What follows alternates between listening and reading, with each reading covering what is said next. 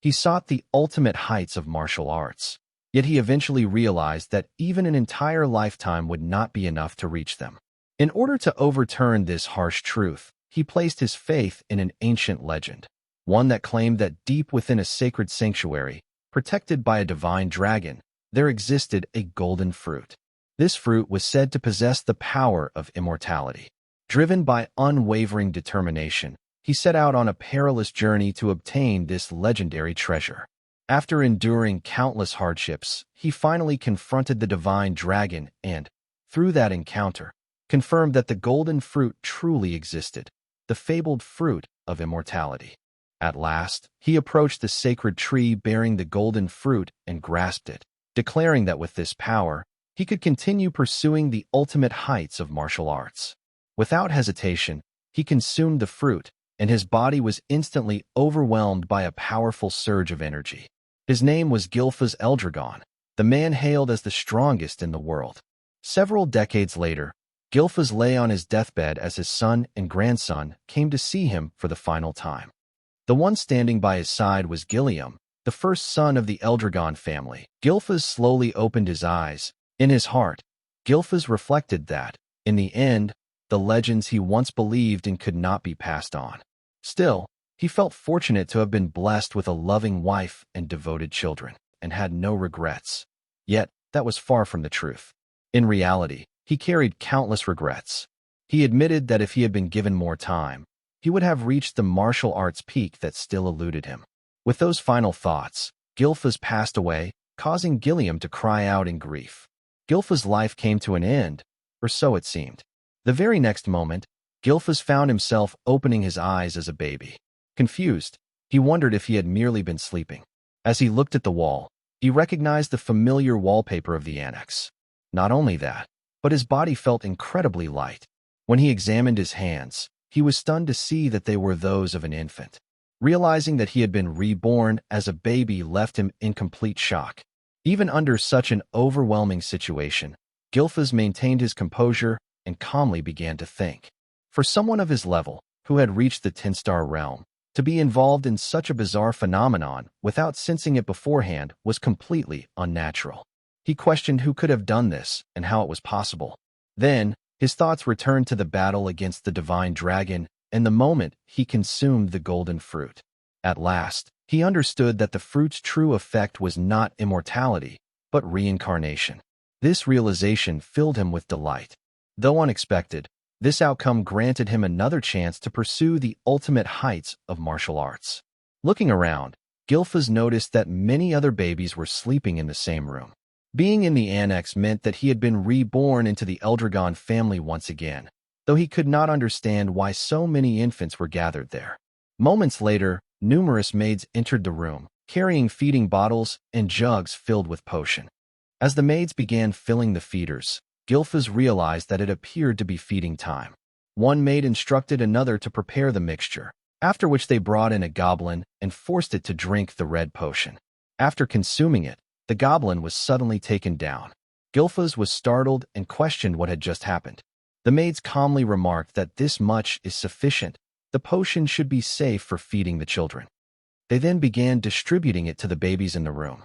Eventually, a maid reached Gilfas and lifted him while he was still trying to comprehend what the infants were being fed. He immediately realized that it was not milk.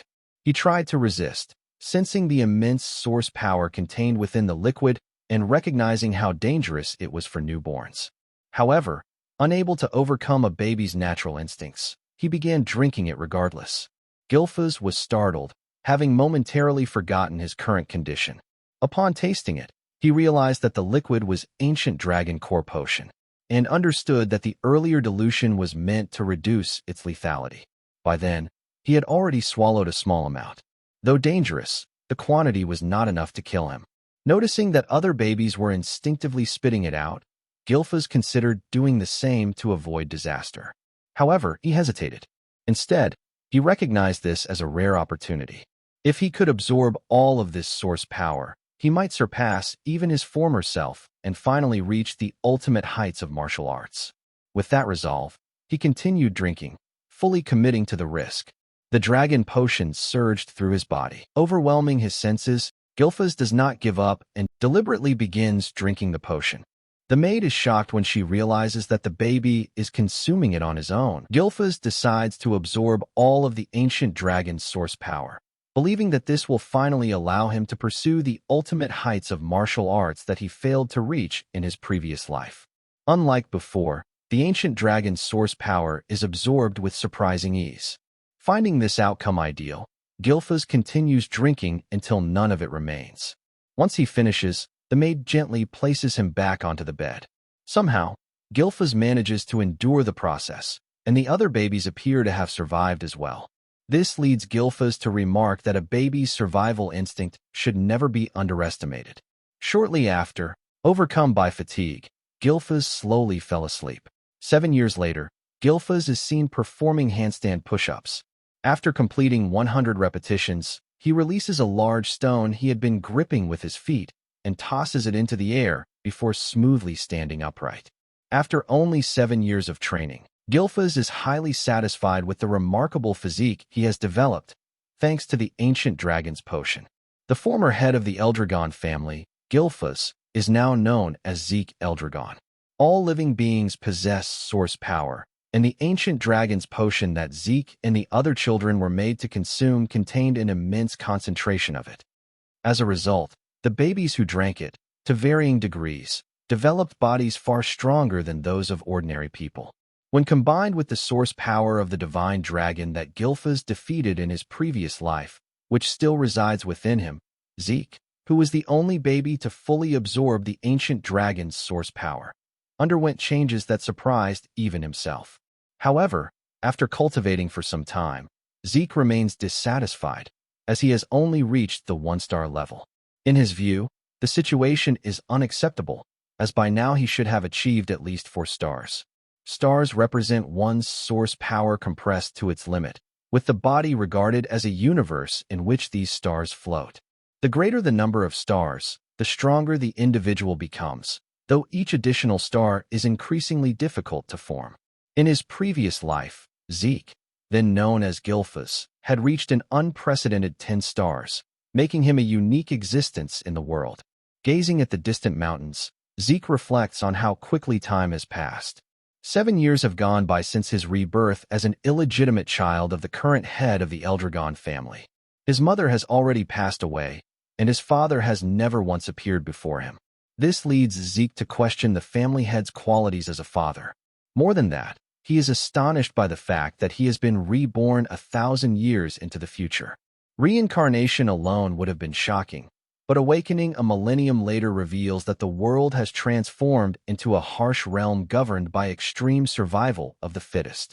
A clear example of this is the practice of making infants consume ancient dragon's potion, a test known as the dragon trial.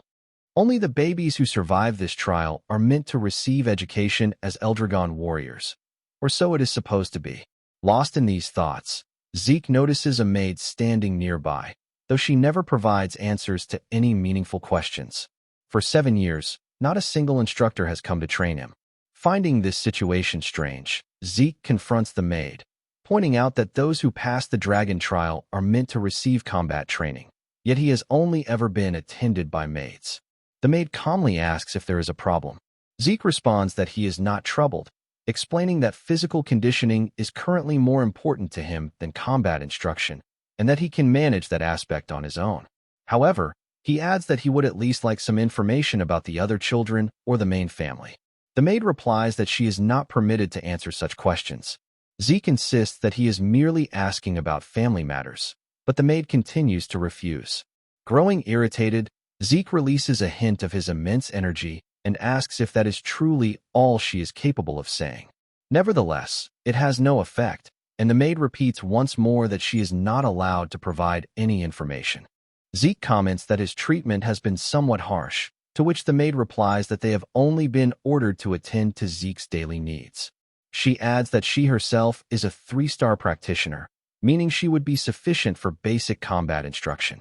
For that reason, Zeke gives up on asking further questions and decides to head toward the forest, remarking that living together for 7 years while having only minimal interaction is far too unusual.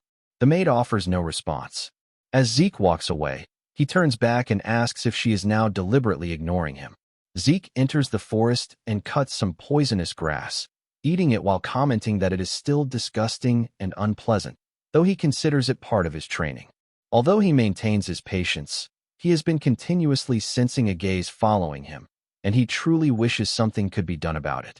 Soon after, Zeke sighs, saying that he did not expect them to reveal themselves over something so trivial, and tells the spy that if they have something to say, they should come out openly.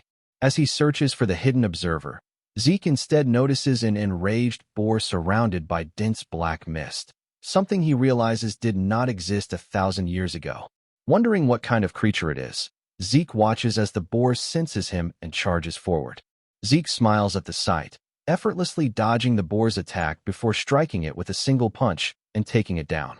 He is surprised to find that even a light blow against a creature at the same 1-star level produces such overwhelming power. This pleases Zeke, as the quality of 1 stars is extremely important. Afterward, he lifts the boar and begins leaving the forest, pondering whether he should set out on a journey since he is growing weary of being neglected. If he ever decides to leave, he concludes that the sea would be his destination. The scene then shifts to the martial artist who had been spying on Zeke.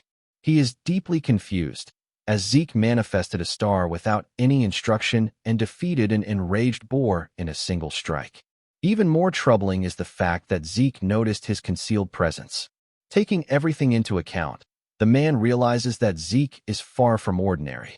His mother died young, his father shows no interest in him, and there is no possible way the child could have received proper training.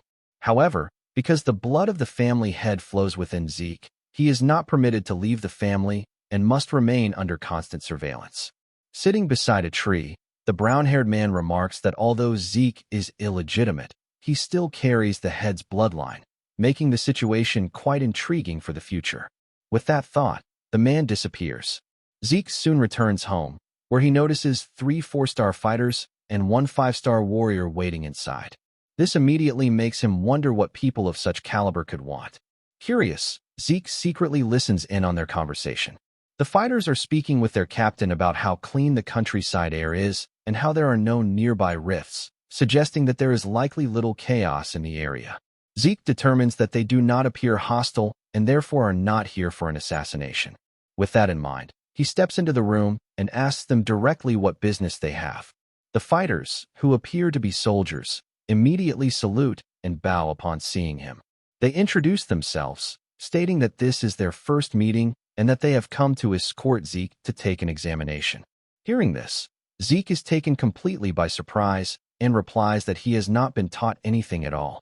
After arriving at the academy, Zeke stands in front of the academy building, remarking that he never thought he would return to the main estate. Shortly afterward, he was brought back by messengers from the main house, though not to live there permanently. The servants have Zeke change into the academy's uniform, as entry onto the grounds is not permitted otherwise. Over the past 1,000 years, the Eldragon family has established a dedicated educational institution, and all children born into the family aim to enter this dragon's nest, receiving education within their respective homes until the age of 7. Today marks the entrance examination. However, Zeke has not been taught anything at all. Even so, taking the examination is mandatory, which is why he was brought all the way from the frontier. Zeke sits by the street, reflecting on how all of his preparations to leave that house amounted to nothing once they forcibly sent him to the academy. Seeing Zeke in this state, Ringis, a boy from Ordscale village, approaches him and asks if he is all right or facing any trouble. Slightly startled, Zeke turns and asks who he is, prompting Ringis to introduce himself and explain that Zeke looked distressed. Zeke senses the inner energy flowing through Ringis and comments that while it seems timid, it is surprisingly perceptive. Standing up, Zeke apologizes and introduces himself in return. He then admits that he is confused about what they are expected to do during the examination. Ringis, who appears introverted and nervous, explains that the test content does not change from year to year and generally remains the same. Zeke denies having any knowledge of the test, stating that he truly does not know what it involves. Hearing Zeke's admission, Ringis becomes visibly shocked and worries that Zeke may not be all right, as participating in the examination without knowing its contents seems extremely reckless. Just as Ringiz is about to explain the test, Retin, also from Ordscale Village, interrupts, calling Ringiz a weakling. Startled, Ringiz turns around in fear. Retin continues mocking him, asking why someone as weak as Ringiz is even here and suggesting that he may have lost his way home. Ringiz tries to respond, stating that he is here for the dragon's nest examination, but Retin cuts him off, sneering that there is no way Ringiz could ever be accepted. Retin then smirks and reveals that Ringiz's father is a pseudo-dragon, using this fact to further belittle him. Zeke notices Ringiz trembling under the ridicule. Within the Eldragon family, a strict hierarchy exists under an absolute monarch. At the top are novice whelp dragons, followed by regular soldier child dragons, captain-level adult dragons, executive-level elder dragons, and finally, at the very bottom, pseudo-dragons. Those who fail to enter the dragon's nest or are unable to graduate are labeled as such, meaning immature ones. However, Ringiz longs to prove that pseudo-dragons are not inferior.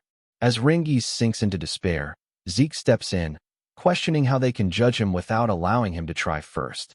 Retin turns his attention to Zeke, demanding to know who he is and whether he has a problem. Zeke calmly responds that he is merely asking an honest question and requests an explanation as to why it is supposedly impossible for Ringiz to pass the dragon's nest examination. Retin scoffs and bluntly states that it is because Ringiz is weak. Zeke looks at Ringiz, releases a faint aura, and remarks that Ringiz is likely far stronger than Retin and his companions. This statement infuriates them, as they cannot tolerate being called weak themselves. However, before the argument can escalate further, one of the guards arrives and calls for the attention of all examinees. The adult dragon examiner announces that the dragon's nest entrance examination is about to begin and instructs all applicants to register in order before proceeding quickly with their numbered tags. Hearing the announcement, Retin decides to leave, planning to cause trouble for Zeke later. Zeke lets out a sigh, remarking that Retin did not need to get that angry, and comments that young people these days are far too short-tempered. Hearing this, Ringiz responds in confusion, pointing out that they are all the same age and that anyone would be upset after being told that Ringiz was stronger. Zeke replies that since the examination is mandatory, declaring something impossible without even testing it is unreasonable. Ringiz then reveals that examinees are actually allowed to withdraw. Realizing that Zeke truly knows nothing about the process, Ringiz is taken aback. Zeke himself is surprised upon hearing this and admits that he had no idea. Ringiz advises Zeke to withdraw so he will not get hurt, but Zeke smirks and states that someone of his skill level could not withdraw even if he wanted to. Ringiz praises Zeke's confidence, even though he knows that Zeke is unaware of the test's contents. Zeke urges them to hurry, warning that the test will soon begin. Still confused, Ringiz agrees, and the two head off together to take the examination. The instructor then explains the test, which is surprisingly simple. The examinees only need to scratch a rock in order to pass. No personal weapons are allowed, though weapons prepared by the academy may be used, and bare hands are also permitted. The instructor adds that each examinee is given only 3 attempts to pass the test. Sitting among the students, Zeke comments that it is an unexpectedly easy examination, which startles Ringiz. Zeke reasons that merely scratching a rock should be simple. After undergoing a brutal test such as the dragon trial, he had expected a far more intimidating test. As a result, he finds the examination anticlimactic. The guard announces the start of the test and calls the first examinee forward. The student swings a sword with all his strength and strikes the rock, but in the next instant, his arm is severely injured, shocking Zeke. The student collapses to the ground in pain. The inspector declares the first attempt a failure and, with 2 attempts remaining, asks if the student wishes to try again. The student refuses, and the attempt is officially marked as abandoned. The instructor calls for the next examinee to step forward. This scene infuriates Zeke, and he asks Ringiz what kind of rock it is. Ringiz explains that it is called a regeneration stone, a material that instantly repairs even minor scratches. Additionally, when struck with brute force, it reflects the attack back at hundreds of times its original power. Hearing this, Zeke remarks that such a material is absurd. Ringies adds that if one properly circulates source power throughout the body before attacking, the stone can be scratched safely. From this explanation, Zeke concludes that the ability to control source power is more important than the quality of one's martial techniques. Observing the examinees, Zeke estimates that quite a few will manage to pass the test, including Retin and his companions. The examination continues, but students fail one after another. Eventually, the number called is 315, Zeke's number. Ringies grows extremely anxious and once again suggests that Zeke withdraw, but Zeke calmly steps forward, telling Ringies not to worry. As Zeke approaches the stone, the instructor looks at him closely and senses an extraordinary presence radiating from his body. Zeke informs the inspector that he will not be using a weapon, as he believes it will not be necessary and that his fists are sufficient. The surrounding students are shocked to learn that Zeke intends to fight barehanded. They whisper among themselves, claiming that even if Zeke is skilled at manipulating source power, there is no way he could leave a scratch on the stone without a weapon. Many of them speculate that his entire arm could be severely injured. Hearing these comments, Ringies becomes extremely worried, thinking that this outcome was inevitable and that perhaps he should have tried harder to stop Zeke. As the instructor signals the start of the test, Zeke studies the rock carefully. He realizes that it is a mineral he has never seen in his previous life, but he assumes it must be a product of the 1,000 years that have passed. Many things in this era are unfamiliar to him, yet he decides that it does not matter. Zeke then channels all of his energy into his fist, preparing to strike. Ringies, filled with anxiety, shouts Zeke's name, hoping to stop him. Ignoring the warning, Zeke wears a battle-driven smile and punches the rock, believing that this is the moment to unleash his full power in his current body. Zeke activates the first form of the Dragon Destruction combat arts, Burst Strike, and shatters the rock completely. Dust explodes outward, reaching Ringies and the surrounding students. Even the instructor is left in awe by the sight. Zeke smiles and comments that the technique was still slightly too advanced for his present state, as his hand suffers an injury, making him realize that he still requires much more training. The students stand frozen in silence, staring in disbelief with their mouths wide open. Retin clicks his tongue in frustration after witnessing the shattered stone, while a female student watches Zeke with clear interest. Among them all, Ringies is the most stunned. The instructor finds the situation unbelievable. The regeneration stone has completely disappeared, something that should only be possible for someone at 4-star level or higher.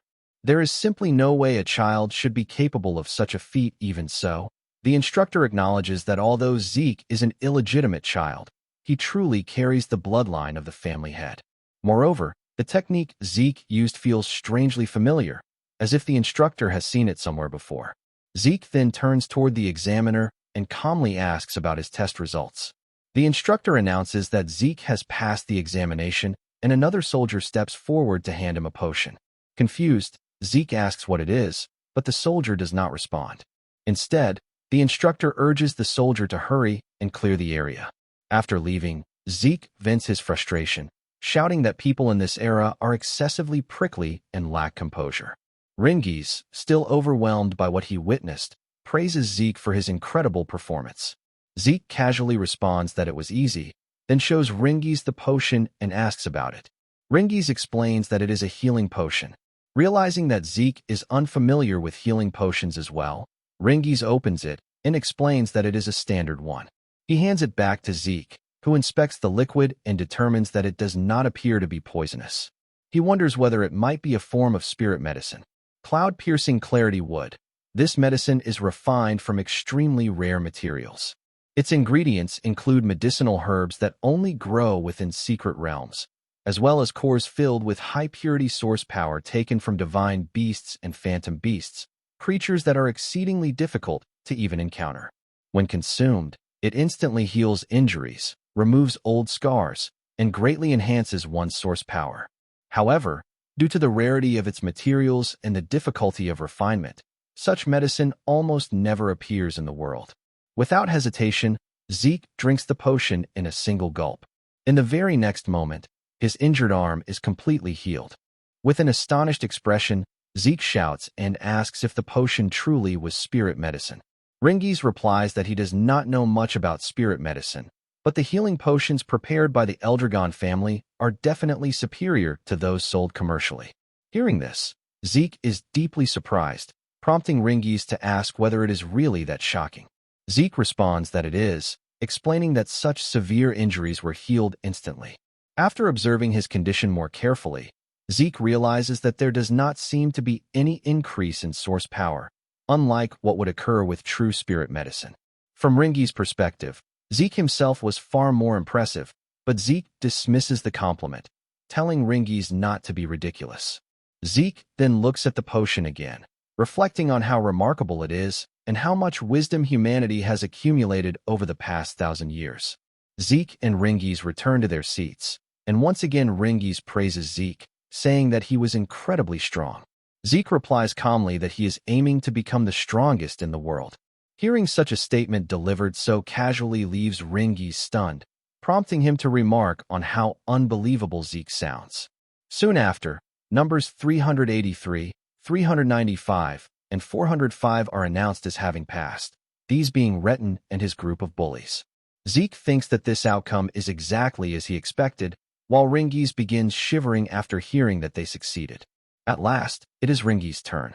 He awkwardly makes his way down, and noticing his behavior, Zeke asks why he is so nervous when he should have no trouble. Zeke raises his voice, urging Ringies to pull himself together. Ringies tearfully responds, asking Zeke not to raise the standard so high. As the test begins, Zeke watches in confusion as Ringies prepares. Ringies chooses to use a sword and strikes the rock with all his strength, only for the force to rebound. The instructor announces that the first attempt has failed and informs Ringies that he has 2 attempts remaining. Ringies gathers himself and tries again, but once more he fails to scratch the stone and collapses to the ground. He stares at his trembling hands in despair. Seeing this, one of Retin's companions laughs mockingly, taunting Ringies and claiming that a pseudo-dragon's child could never accomplish anything and should simply give up. Retin then turns to Zeke, sarcastically asking what happened to his earlier claim that Ringies was stronger than Retin's group, pointing out that Ringies is now lying helplessly on the ground. The taunting continues until the instructor announces that Ringies has only 1 attempt left and asks whether he wishes to try again.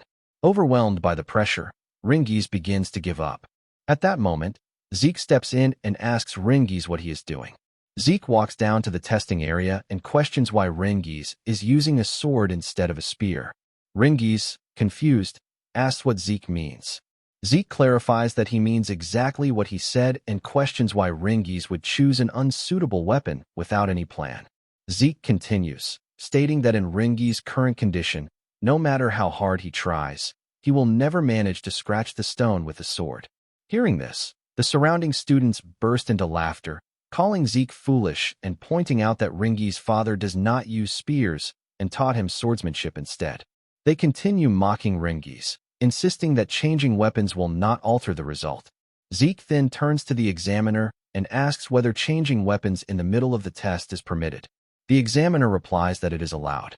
Zeke smiles at Ringies and says that this means Ringies can change his weapon. He then asks whether Ringies intends to leave things as they are or stand up and try again.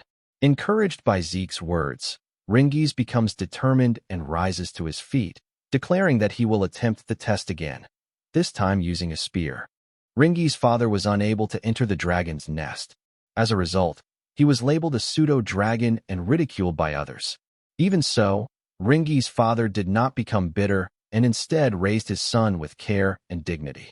The Ringies that his father raised is not fake. Today, here and now, Ringies will prove that.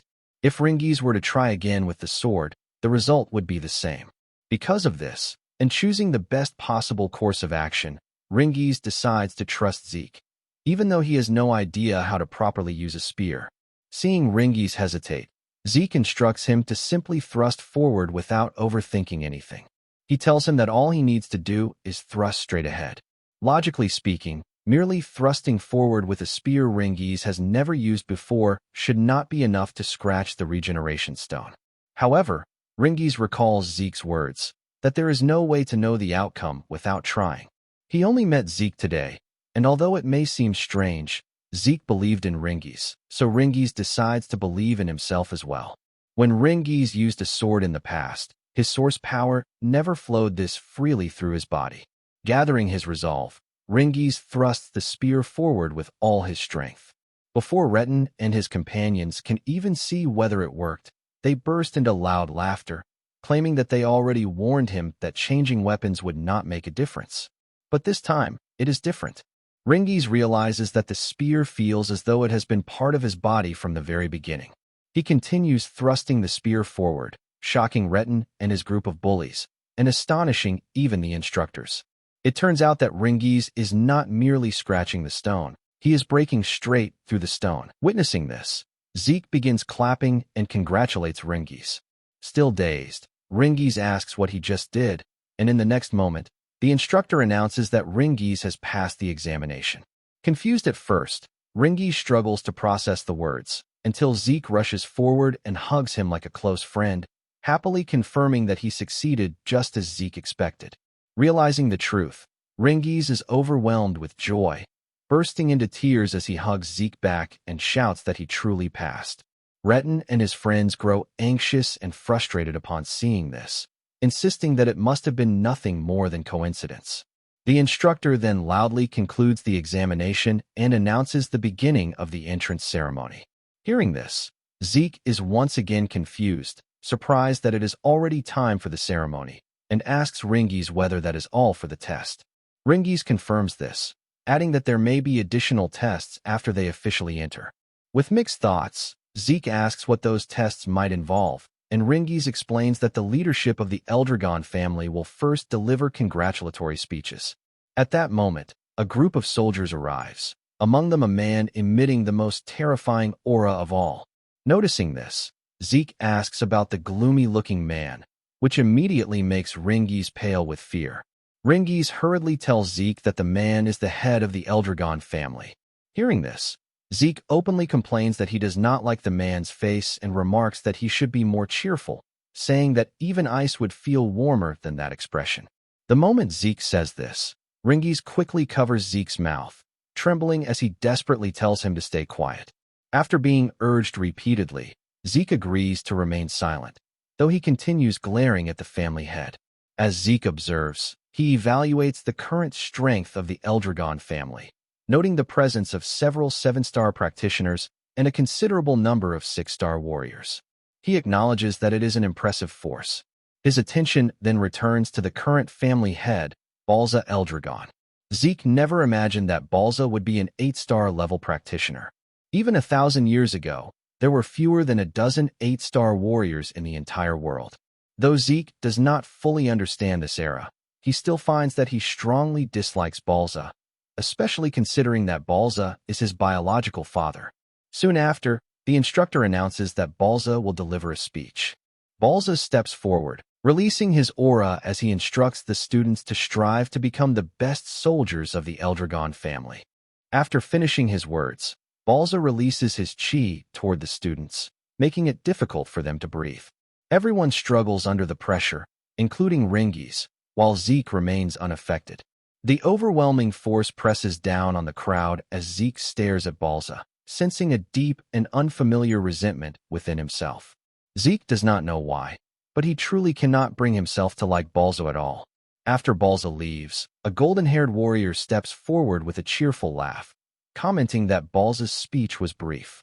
He then tells the students that the family head has high expectations for them. Zeke glares at the golden-haired man, wondering who he is. The man continues, saying he will leave the stiff formalities to others and encourages everyone to pursue power with determination. Though Zeke does not fully understand him, he feels relieved that the atmosphere has lightened. The golden-haired warrior jokes with the instructor, saying that someone who worries too much will go bald, prompting a response. The previously tense students gradually return to their normal state. Finally, the instructor announces that dormitory assignments will now be revealed and instructs students to move promptly when their names are called. Hearing this, Zeke asks Ringies whether they will be assigned together. Ringies explains that there are 4 dragons' nests, and students are divided among the east, west, south, and north halls. Zeke understands and soon hears his name called. He stands up, bids Ringy's farewell, and receives a map to his assigned room before heading to the East Hall of the Dragon's Nest. However, after 1,000 years, the layout has changed significantly, and Zeke soon finds himself lost. After wandering for a while, he finally locates his room, realizing that he arrived late and that his roommate is likely already inside.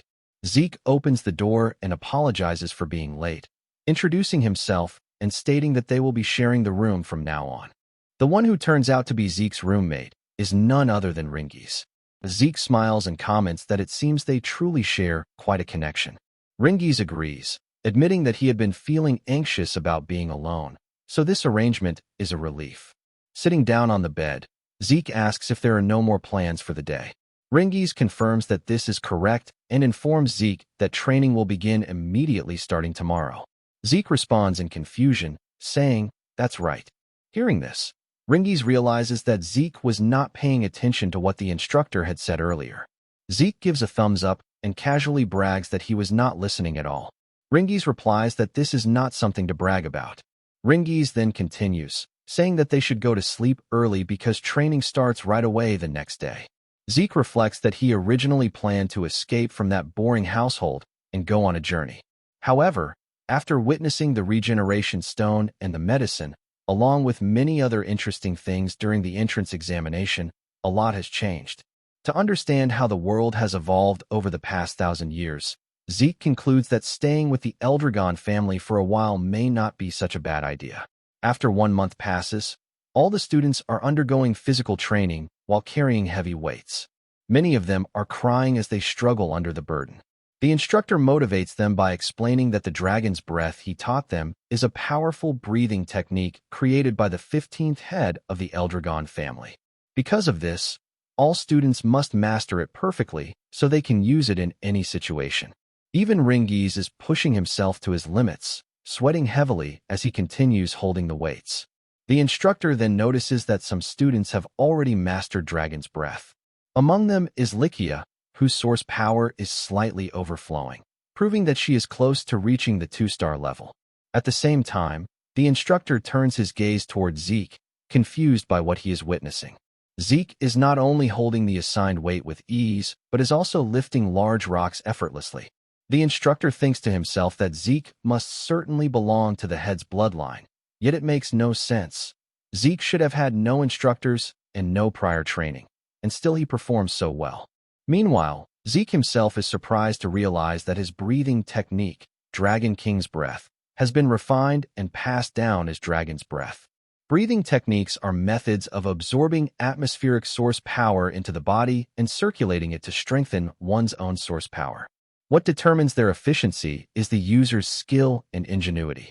For this reason, prestigious families develop their own unique methods, and once perfected, these techniques are guarded as closely held secrets. Dragon's Breath is certainly safe and easy to master, but because it can only be used while resting, Zeke finds it unnecessary for himself.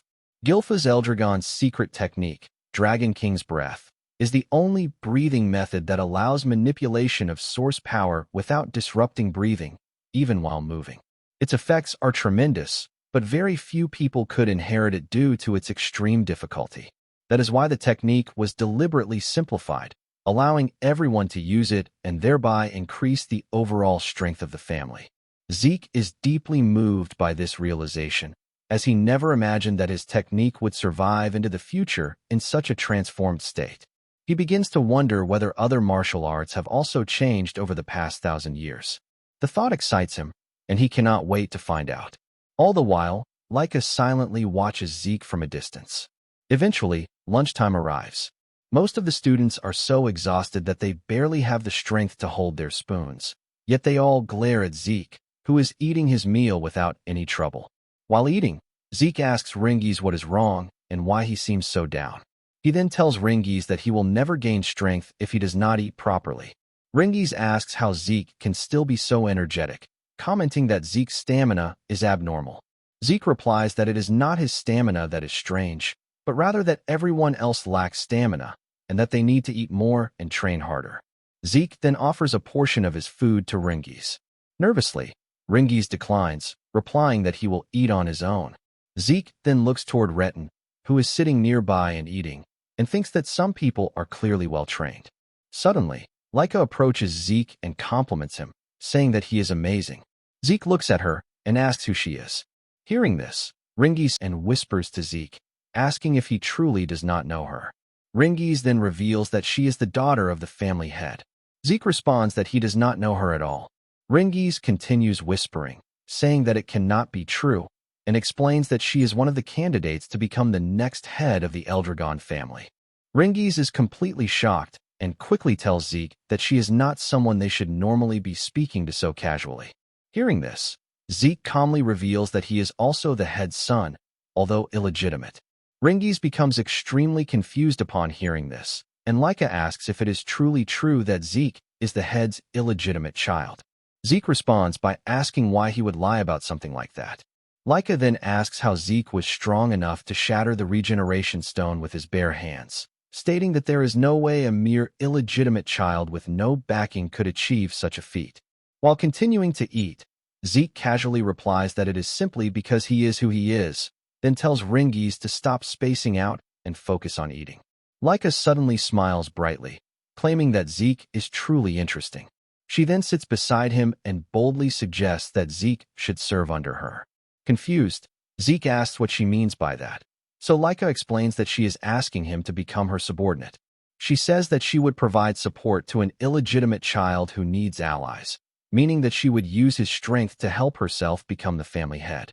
She also promises that she would treat him well after she assumes the position. Hearing this, Zeke immediately declines. This causes Laika to ask for his reason, and she then releases her energy, questioning whether Zeke is aiming for the position of family head himself. Zeke observes Laika and realizes that she is on the verge of reaching the 2-star level, already able to emit aura outside her body. Considering her age, he finds her impressive. However, he tells her to do whatever she wants, as he has no interest in becoming the head or involving himself in family politics. Zeke genuinely has no interest in family matters. Hearing this response, Laika asks why he still refuses to join her. This angers Zeke, and he presses his knife into the table near her hand while releasing his aura, declaring that he will never serve under anyone because he is the strongest. Laika is deeply shocked, realizing that she has been completely overwhelmed by Zeke's presence. Ringies becomes terrified upon seeing Laika's reaction and hurriedly asks them both to calm down. However, Laika is now furious and decides to force Zeke into submission, declaring that she will fight him. Ringies starts trembling in fear upon hearing this. Zeke, meanwhile, calmly continues eating and looks at her. The scene then shifts to the hallway, where students are gathering and heading toward the training grounds. Word has spread that a duel involving the younger generation is about to take place, and the challenger is Laika from the Typhoon family. Although the students do not know the exact reason, none of them want to miss it. As they arrive at the training grounds to spectate, many of them wonder who Zeke is, as they have never seen him before. Meanwhile, Zeke comments that the situation has become quite serious. Ringies stammers nervously, asking Zeke if he is truly fine, given that his opponent is Laika. Zeke responds that Ringies claims not to know her, and more importantly, he asks why Ringies suddenly switched to formal speech. Ringies, visibly shaken, replies that of course he would speak formally, since Zeke is the head son. Zeke and tells Ringies to do whatever he likes. More urgently, Ringies pleads with Zeke to reconsider, explaining that his opponent is Laika, the daughter of the current head, Balza. She also inherits the blood of the Typhoon family, one of the great families that support the Eldragon house. On top of that, she is a prodigy who mastered all forms of the Typhoon family's hereditary lightning great sword techniques at the age of 7, just like Balza's other highly talented children. Hearing all of this, Zeke apologizes and says that he understands none of it except that she is the current head's daughter, and everything else is new information to him. Ringies becomes even more anxious and asks why that is. Zeke replies that Ringies should not ask him, and that not knowing simply makes things more enjoyable. Zeke looks genuinely pleased and comments that this is very exciting. This only worries Ringies further, as he insists that no matter how strong Master Zeke may be, Laika is at a serious disadvantage, and he asks why Zeke would still accept the challenge. Zeke replies that when someone challenges him to a fight, He does not run away, especially since she already seems ready. Standing across from them, Laika grips her sword and releases her white aura, coldly asking whether their idle chatter is finally over. Ringies begins trembling in fear upon hearing this, and Zeke calmly replies to Laika that he is ready. Ringies quickly runs off, shouting to Zeke to be careful. Zeke comments that it really depends on Laika, then turns to her and asks why she is so determined to challenge him. Standing firmly, Laika responds that she intends to become the head of the family, and to do so, she must make Zeke submit and join her. Zeke questions what she means and how that relates to her own position. Laika, confused, asks if he truly does not understand his own family's situation, wondering if it is because he is an illegitimate child. Since Zeke is actually the founder reincarnated, he replies that he might have known if she had asked him directly. Laika decides to explain. She tells Zeke to pay attention. Including both of them, there are 5 candidates to become the next head. Everyone except Zeke is aligned with one of the 4 branch families of the Eldragon lineage. Which branch produces the next head is critical, so all the candidates are gathered at the dragon's nest, representing their respective families. To become the next head, Laika needs sufficient power to stand against her older brothers. Hearing this, Zeke concludes that it is essentially a clash among the 4 branches, and he finds it very complicated, leaving him uncertain about the intricacies. Laika continues, asserting that as a candidate for the next head, she must solidify her position, and that is why she intends to defeat Zeke right here. She charges toward him, swinging her massive training greatsword, but Zeke easily dodges her attack. She follows up with a flurry of strikes, yet he evades them effortlessly once again. She shouts in frustration that he let her attacks escape. The spectators are stunned, witnessing her incredible speed and control over such a large weapon. Not only is her handling precise, but the pace of her attacks keeps increasing. The students watching quickly realize the true power of a branch heir, the immense strength of the head's children. Many believe it is only a matter of time before the duel is decided in her favor. Meanwhile, Laika grows increasingly frustrated, unable to land a single hit, while Zeke continues to dodge all her swings with ease. Ringies finds the scene astonishing. As he maneuvers, Zeke comments that this is a martial art he has never encountered before, and that such speed is not expected from a mere 1-star level practitioner. Hearing this, Laika shouts at him to be quiet and focus on the duel. Zeke calmly channels his energy into his fist, replying to Laika that he is indeed focused, which is precisely why he is able to strike directly at her midsection with such precision. Zeke lands a hit on her, causing Laika to fall to the ground, but the match is far from over. The spectators are utterly amazed, witnessing her attacks consistently miss. They all begin to wonder about Zeke's true identity. Struggling with intense pain, Laika demands to know why her attacks cannot connect, noting that for a 1-star, she is exceptionally fast. Zeke calmly replies that while Laika is indeed faster than any 1-star he has encountered, she is still just a 1-star. Laika glares at him and points out that he is also a 1-star, so he should not be able to keep up with her movements at all. Zeke responds, explaining simply that by observing breathing, eye movements, and subtle muscle shifts, anyone can anticipate most actions, and the rest comes with experience. Enraged, Laika rises to her feet, shouting that he is being ridiculous, and launches another attack. Zeke easily dodges and lands another punch, telling her that he can already predict her movements. The impact sends her flying into the wall, leaving the spectators stunned, wondering if she might actually lose. Ringies rushes forward, excitedly complimenting Zeke on his apparent victory, but Zeke interrupts, informing him that the fight is far from over. Laika had focused all her source power at her core to absorb his blow. Zeke praises her strength, saying she is truly formidable. Ringies, confused, watches as the dust settles, revealing Laika struggling to stand. He urges her to withdraw, but Zeke tells him to step back, warning that he will not be responsible if Ringies gets caught up in the fight. Zeke then reveals that Laika already had traces of a 2-star level, and now she has fully awakened it. The spectators immediately recognize the unmistakable white aura, the mark of a 2-star. At this level, one can emit source power outside their body, and in martial arts, this externalized energy is called aura. Standing there, Laika thanks Zeke, acknowledging that it was because of him that she reached the 2-star level. She immediately launches a new attack, claiming he has no chance of winning. Zeke smirks again, dodging the strike and commenting on her incredible speed. This time, however, the attack leaves a faint mark on him, surprising him, as he thought he had completely evaded it. Laika taunts, asking if he can see now, and declares that this is her ability. With her 2-star aura fully activated, she demonstrates the true Thunder Greatsword technique, unleashing an immense aura aligned with lightning.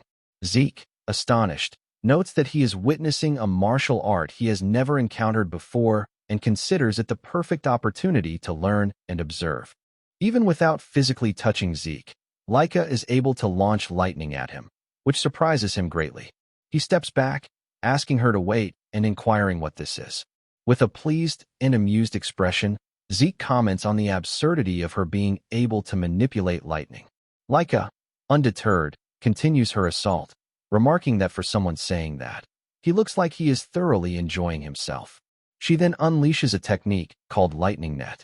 Zeke acknowledges that this is far beyond what he faced before, even for him. This lightning is now a significant challenge. The spectators, astonished, whisper among themselves, wondering what kind of battle this has become. Just the addition of 1 star has completely transformed the fight. Ringies grows extremely worried about Zeke.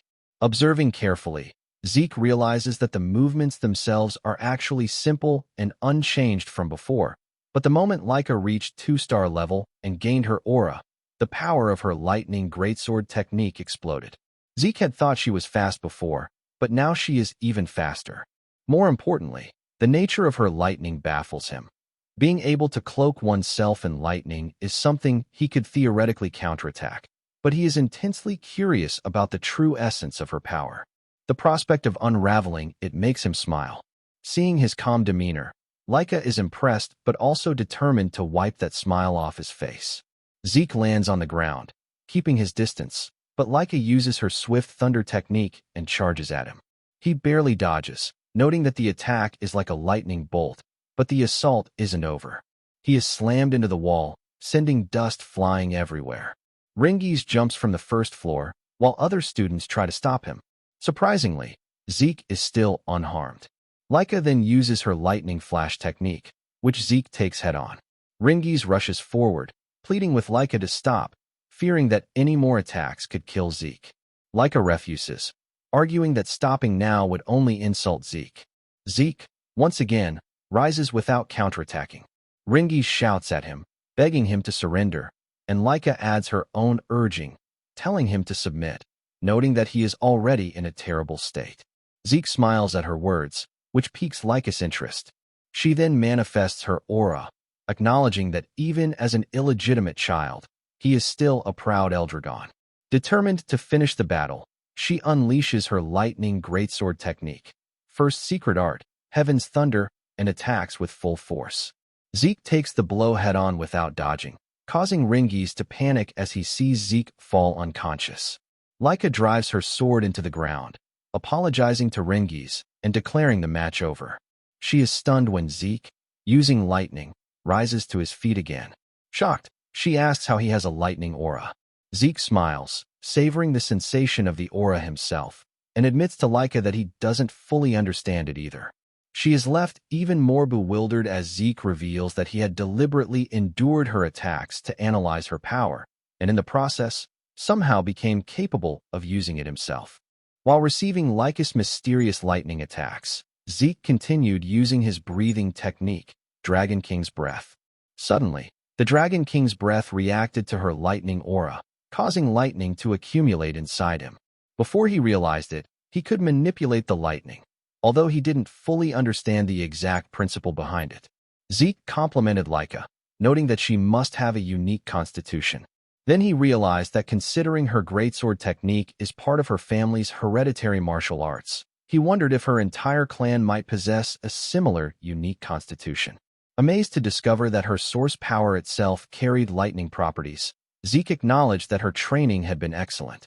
More importantly, thanks to Laika, Zeke had also reached the 2-star level.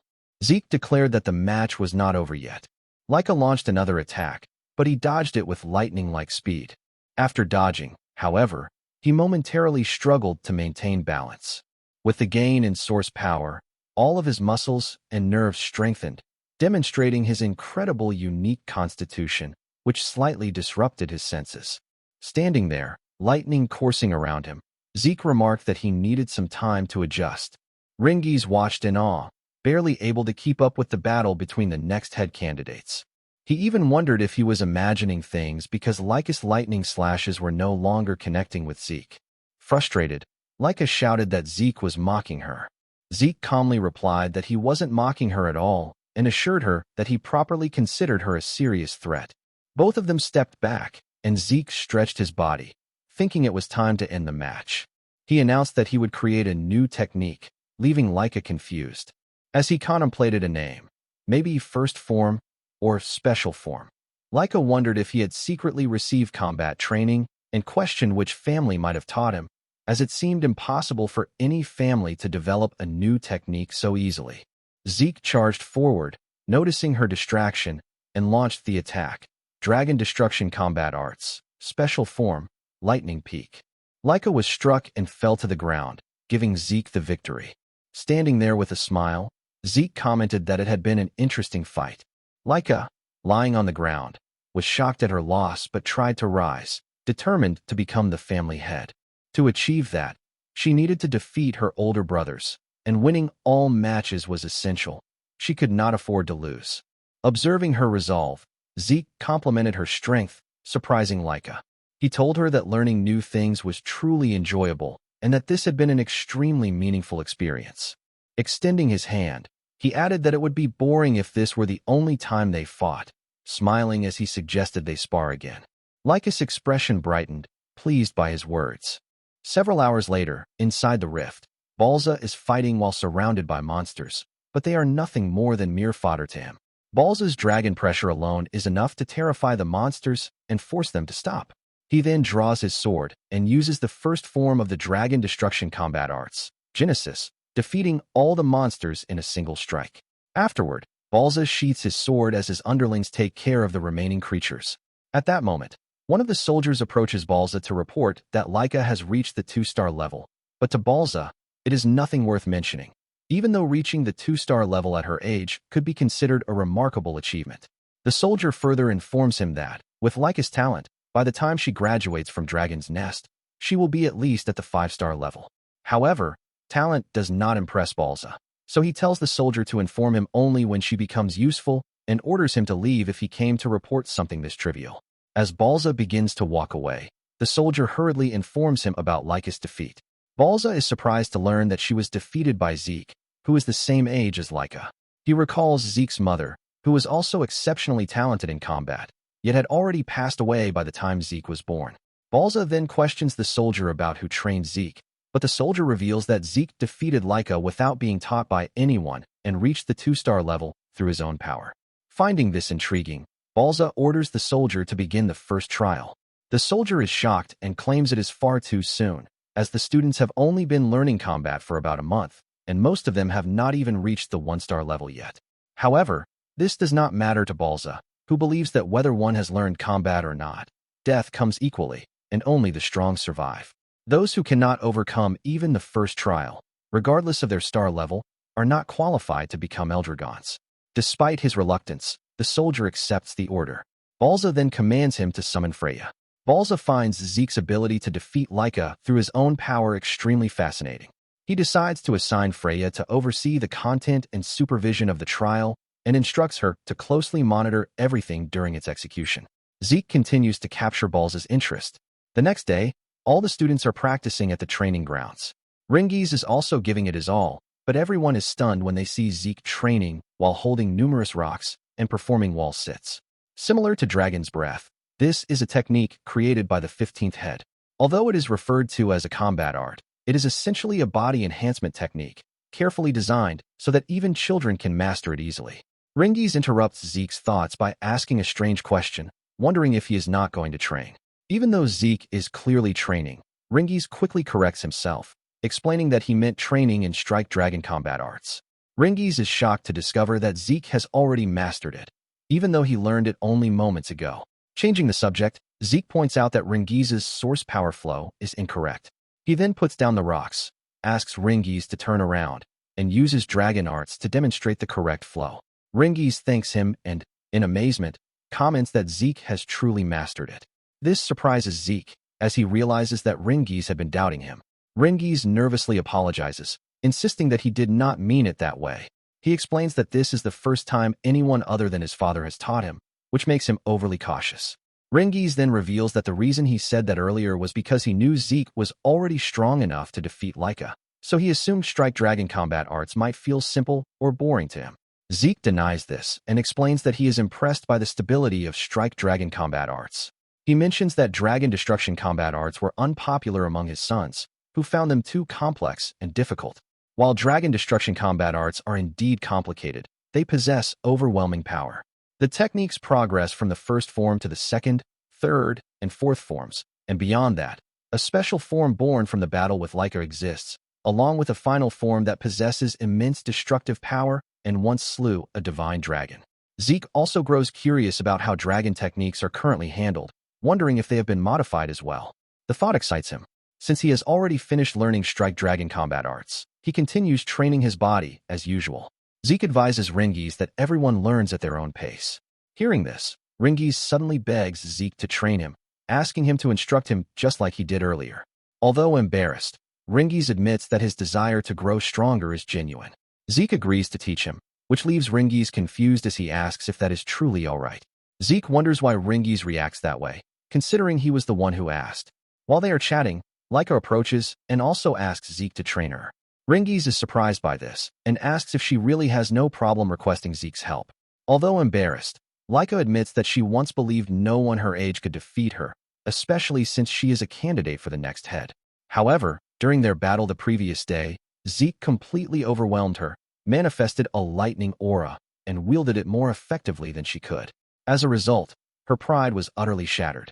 Zeke asks Ringiz if the situation is his fault, but Laika interrupts, stating that she wants to grow strong enough to defeat Zeke's older brothers, and even Zeke himself. That is why she wants Zeke to train her. She asks worriedly if that is truly alright, since Zeke is also a candidate for head, which technically makes him her enemy. This reminds Ringiz that Zeke is indeed a head candidate as well. Even though Zeke is illegitimate, he is still the head's son.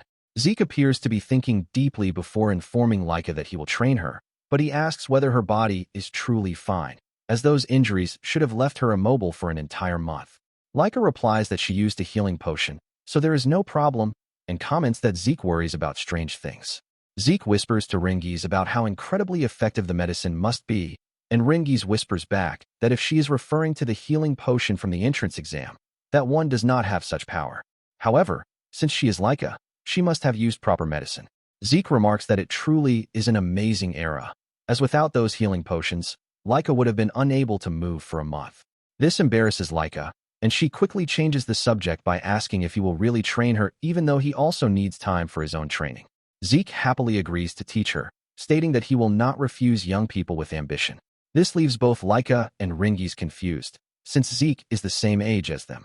Zeke then changes the topic, asking if Laika is truly fine with being trained by the very person who defeated her.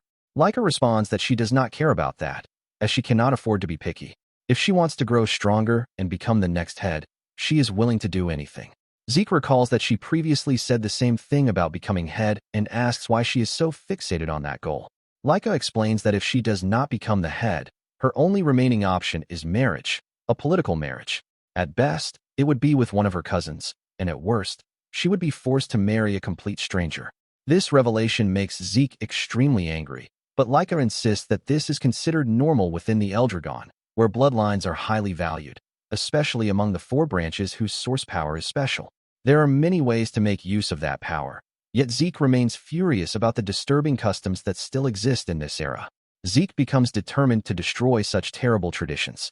At that moment, the teachers arrive, startling everyone as they turn around to hear the announcement. The professors inform the students that a new instructor has taken time out of her busy schedule to come and teach them. As the professor is about to introduce Freya, she suddenly approaches Laika, which terrifies her and causes her to immediately stumble backward. Freya compliments Laika's movements, while Ringiz clings to Zeke in fear. Zeke senses no presence at all, prompting Ringiz to ask about Freya. The professor then introduces her as their new instructor, Freya Feiwinkik of the Black Dragon Group. Freya greets everyone cheerfully and begins speaking with Zeke, but she is confused when she notices that he is not surprised by her appearance. Zeke comments that she is nothing particularly surprising, though he does note that she possesses an interesting technique. Seeing Zeke's eyes, Freya immediately understands why the head has taken such an interest in him. Zeke is impressed by her remarkable stealth technique, but more than that, he is curious about her martial arts. From what he can tell, Freya's source power is concentrated in her lower body, yet the flow pattern is something he has never seen before. He wonders if that is the reason there is no sound of footsteps even though she is wearing heels. This only heightens Zeke's excitement as he wonders what kind of martial arts she uses. Freya then addresses the students, announcing that she will be their new instructor. The students are pleased, realizing that a truly skilled expert has come to teach them. The professor adds that Freya is a 6-star practitioner belonging to the Black Dragon Group and instructs the students to learn as much as they can from her. This amazes the students even further, though Laika does not seem pleased at all. Freya states that she will teach everyone, but only if they pass her test. The students are shocked by the sudden announcement. Freya reassures them not to worry, explaining that it is an easy test. All they need to do is take the crystal orb and spend a month on Poison Dragon Mountain. Ringies is extremely shocked upon hearing about the mountain, while Zeke finds the name deeply nostalgic. Poison Dragon Mountain is a region inhabited by a wide variety of poisonous creatures, where even a single blade of grass brushing against one's skin can be fatal for ordinary people. It is an extremely dangerous place. Zeke often used this mountain for training in his previous life, so he believes it is far too early for students who have not even reached the 1-star level. Freya continues explaining that if the crystal orb breaks during the test, or if they lose it, they will be disqualified immediately. The students are shocked and ask what will happen if they are disqualified. Freya calmly replies that they will be expelled. As for the poison, she explains that if they properly use the breathing technique known as Dragon's Breath, they should be able to endure it.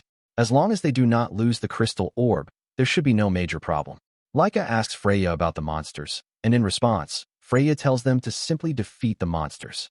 She adds that if they cannot defeat the monsters, they will not be able to survive in the forest for a month. The students are terrified, as they believe this to be impossible, but Freya tells them not to worry. She explains that they have a full 5 days before the test, and during that time, they will choose and learn one of the Eldragon family's basic weapon arts. With those skills, fighting monsters will be much easier.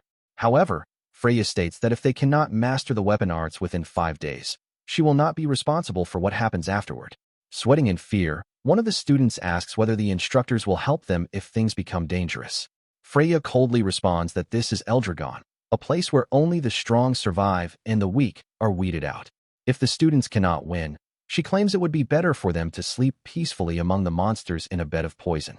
Hearing this, Zeke begins to wonder whether this Eldragon is different from the one he once knew, as the Eldragon he remembered cared deeply for its children. After finishing her explanation, Freya decides to distribute martial arts manuals for each weapon. Each student must come forward and receive the book corresponding to their chosen weapon. While most students quickly select their manuals, Ringi struggles to make a decision. Zeke suggests that he choose the spear manual, since Ringi's used a spear during the entrance exam. This makes Ringi's happy, and he sincerely thanks Zeke. Laika prepares to select the greatsword manual, even though she already possesses a lightning greatsword technique. But Zeke stops her and recommends that she choose the axe arts instead. Laika asks for the reason, but Zeke simply explains that axe arts will help supplement what she is currently lacking. After that, Zeke leaves, happily thinking about selecting a certain manual for himself. Once everyone has received their manuals, Freya instructs the students to memorize them as if their lives depend on it. Otherwise, she warns, they will meet a miserable end. However, Freya neglects to mention that during the actual test, the seniors from the East Hall will be attempting to steal their crystal orbs. This revelation terrifies Ringies, while Zeke feels excited. Freya continues explaining that they will be taking the test alongside 10-year-old upperclassmen, whose objective is to steal their crystal orbs. Although the seniors are stronger, the younger students have greater numbers, which is an advantage. Additionally, Poison Dragon Mountain is vast, so there is a chance they may not even encounter the seniors.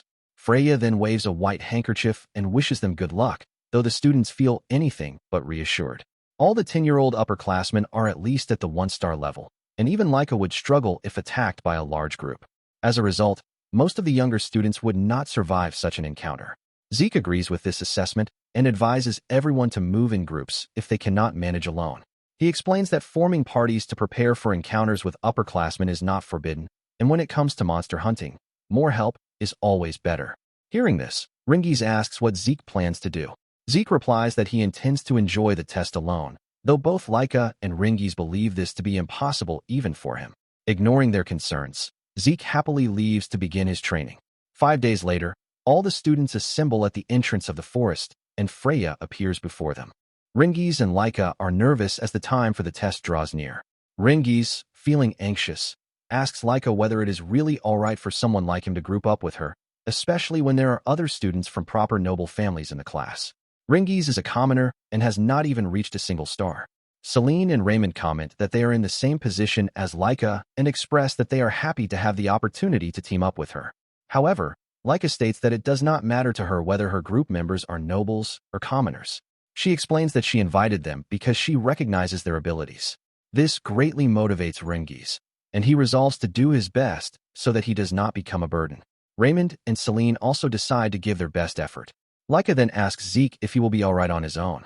Without showing even a trace of fear, Zeke confirms that he will be fine and says that he cannot wait for the test to begin.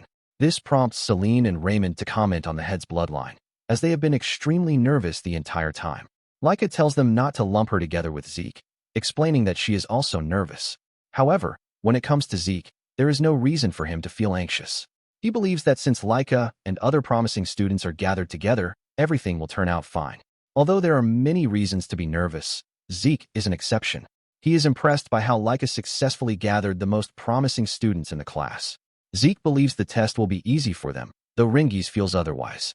After all the students have gathered, Freya arrives and explains that some students may have decided to travel with friends because they could not fully master weapon arts, which she considers a good choice. Freya explains that the test requires them to spend an entire month on Poison Dragon Mountain without leaving, while keeping possession of a crystal orb. As long as they retain a crystal orb, they will pass the test. Since all the crystal orbs are identical, if they lose one, they can simply obtain another. Freya also instructs them that after they enter the mountain and settle in, the upperclassmen will follow and attempt to steal their crystal orbs. Hearing this, the upperclassmen begin mocking the underclassmen, believing the test will be easy since most of them have not even reached the 1-star level. Freya finishes her explanation and officially begins the test. The underclassmen rush toward the forest, and while running, Laika tells Zeke to absolutely survive. She then enters the forest with her party, leaving Zeke standing behind. As Zeke remains standing there, waving at Laika and the others, Freya reminds him that he also needs to enter the forest. Zeke apologizes, admitting that he got a little carried away, which Freya finds strange. As Zeke starts walking, he casually remarks that he is not nervous at all. Hearing this, Freya thinks of him as a very unusual child. As night falls, one of the professors asks Freya whether everything will be alright, expressing concern that the test may be too early for the new students. Another instructor agrees, pointing out that the underclassmen have only learned the bare minimum and lack real combat experience, meaning that not many of them will pass. Freya reassures them, explaining that although Poison Dragon Mountain is home to many poisonous creatures, the monsters themselves are not particularly impressive in either number or quality. Most of them are only at the 1 to 2-star level, which is why she believes the students will be fine. However, she quietly reveals her inner thoughts about releasing something later, but since the professors do not hear it, she gets away with it. Freya then orders the upperclassmen to enter the forest. They head in with arrogant smirks, eager to hunt down the underclassmen. As she adjusts her hair, Freya wonders how many of the younger students will survive. The upperclassmen soon notice Zeke standing in the middle of the path and immediately target him. One of the upperclassmen girls attacks Zeke with a bow, but to everyone's shock, Zeke catches the arrow with his bare hand and breaks it, calmly stating that he has been waiting for them. The upperclassmen are left completely stunned by what they witness as Zeke charges toward them. While the day is still bright, Celine fights a monster with all her strength, but she is nearly struck when Raymond steps in, shields her, and defeats the monster.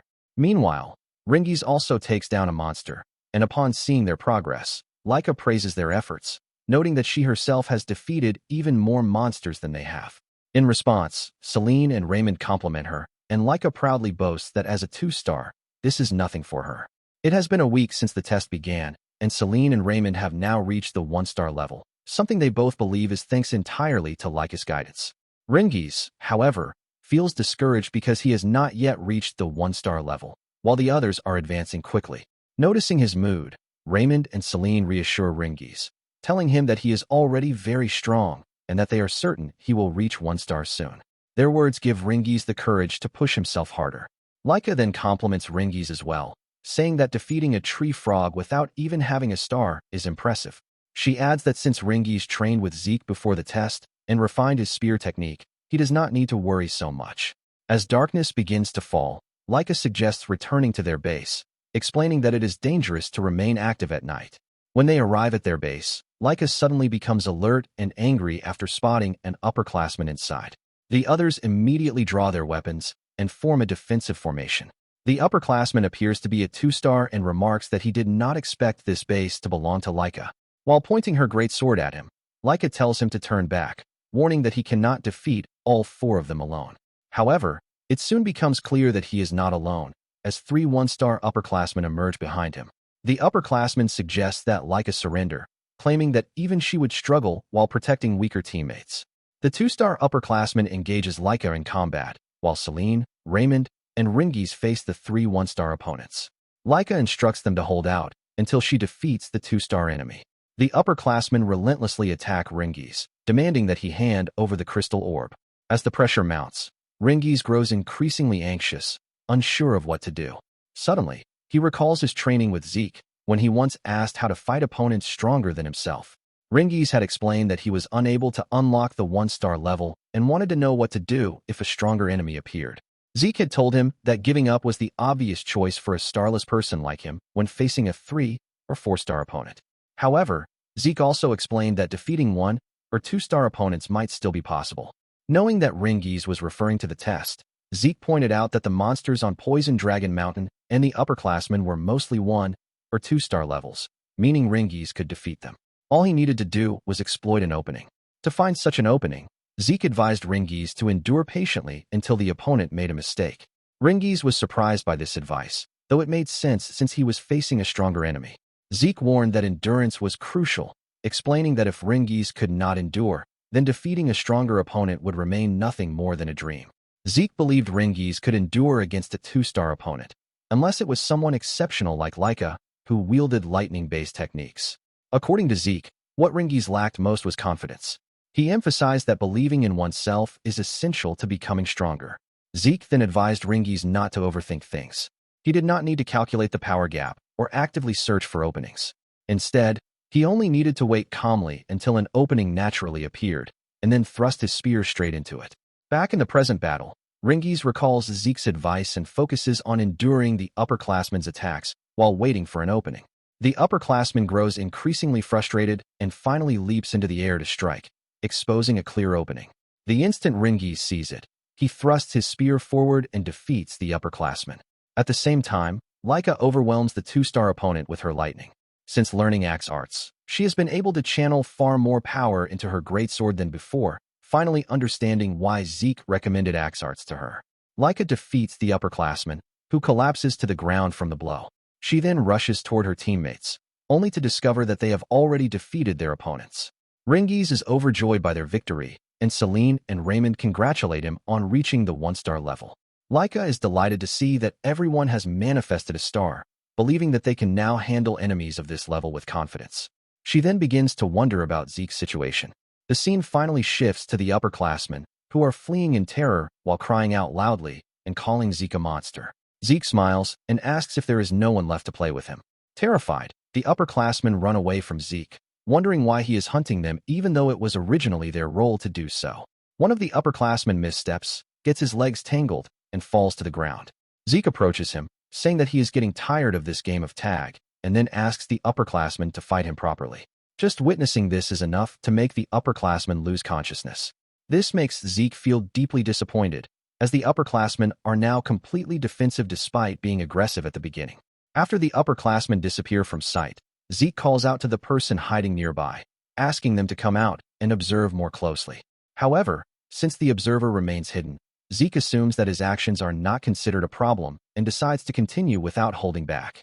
Once Zeke leaves the area, the soldier finally reveals himself. He is shocked that Zeke not only defeated the upperclassman, but also sensed his presence. Realizing the seriousness of the situation, the soldier decides to report this to Freya and exits the forest.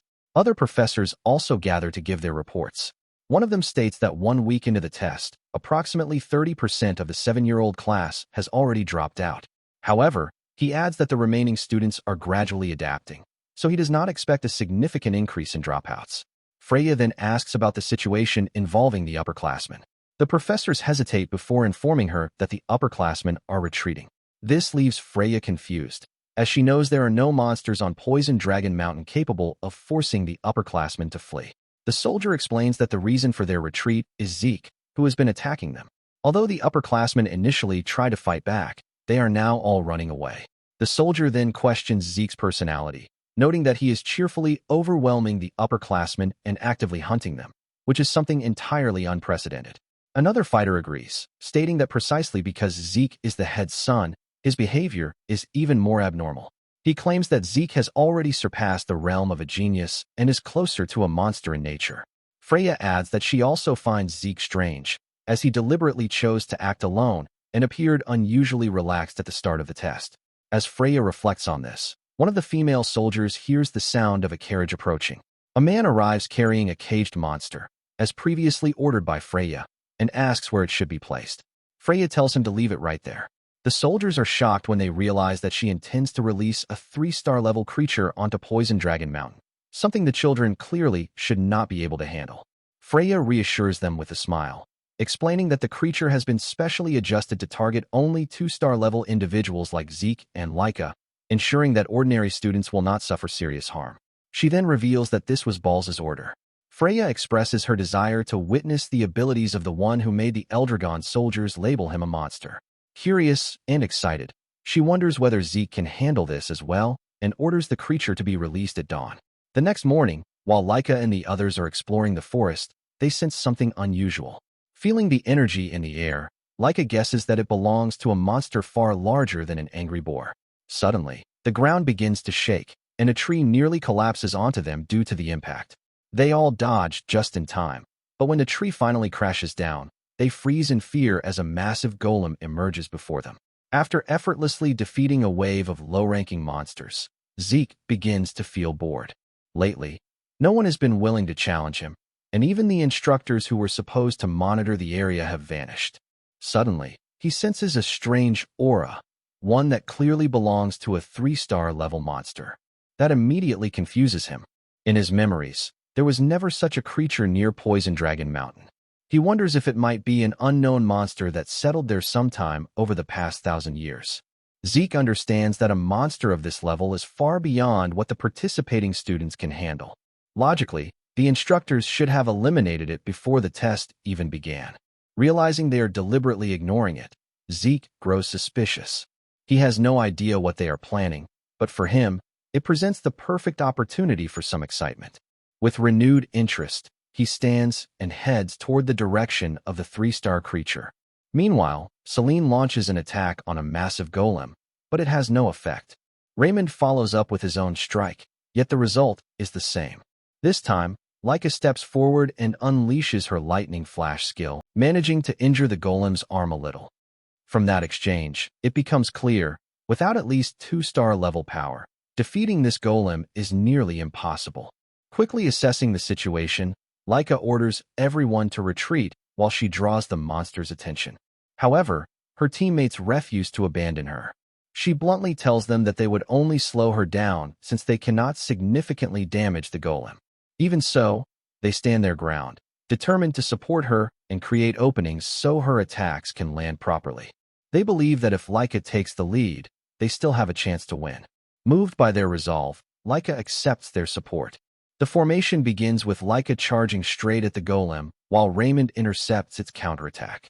Celine and Ringies follow up with a coordinated strike, creating an opening. Seizing the moment, Laika unleashes her ultimate technique, Lightning Great Sword, Heaven's Thunder. The battlefield erupts in a blinding flash as the area fills with dust. When the smoke clears, Laika is left heavily exhausted from the immense strain of her attack. Seeing that everyone is still standing, the group assumes the battle is over and decides to return to base. But to their shock, the golem is still active. Sensing its movement, Laika reacts instantly. She throws Ringies out of the monster's attack range, but is caught herself in the process. Celine, Raymond, and Ringies panic as the golem restrains her. Ringies desperately attacks to free Laika, but his efforts prove ineffective. At that critical moment, a massive tree suddenly comes flying toward the golem, forcing it to release Laika. The team seizes the opportunity, rescues her, and retreats at once. Just then, Zeke arrives at the scene. A little earlier, as Zeke was making his way toward the 3-star monster, he suddenly sensed a surge of lightning aura. He immediately realized that Laika and her group had encountered the golem before he could arrive. Though his current body is far slower than it once was, in his prime, he could have crossed that distance in an instant. Laika's team is filled with promising young talents. But even so, facing a 3-star opponent is an entirely different matter. Zeke is unsure how long they can hold out. While running, he abruptly comes to a stop. Deciding to test a technique he recently learned, he grips a massive tree, channels his strength, and uproots it from the ground. With all his might, he hurls it toward the golem's direction. The move comes from the Nurturing Dragon Throwing Arts, part of the basic Eldragon combat manual distributed to children as preparation for their trials. Like the broader Nurturing Dragon combat arts, the manual does not focus on flashy battle techniques. Instead, it teaches fundamental movements and the proper flow of source power. Simple instructions, but perfectly suited for Zeke. In his previous life, he specialized as a long-range fighter, making the technique a natural fit. After launching the tree, Zeke rushes toward the battlefield and successfully rescues Laika and the others. Zeke studies the so-called golem with great interest. It clearly emits a presence, yet it contains no mana. The golem charges at him and throws a punch, but Zeke blocks it effortlessly. From the impact, he gauges its extreme hardness. With durability like this, ordinary attacks would barely scratch it. Only auraclad strikes could gradually take it down. However, defeating it in such a conventional manner would be far too dull for him.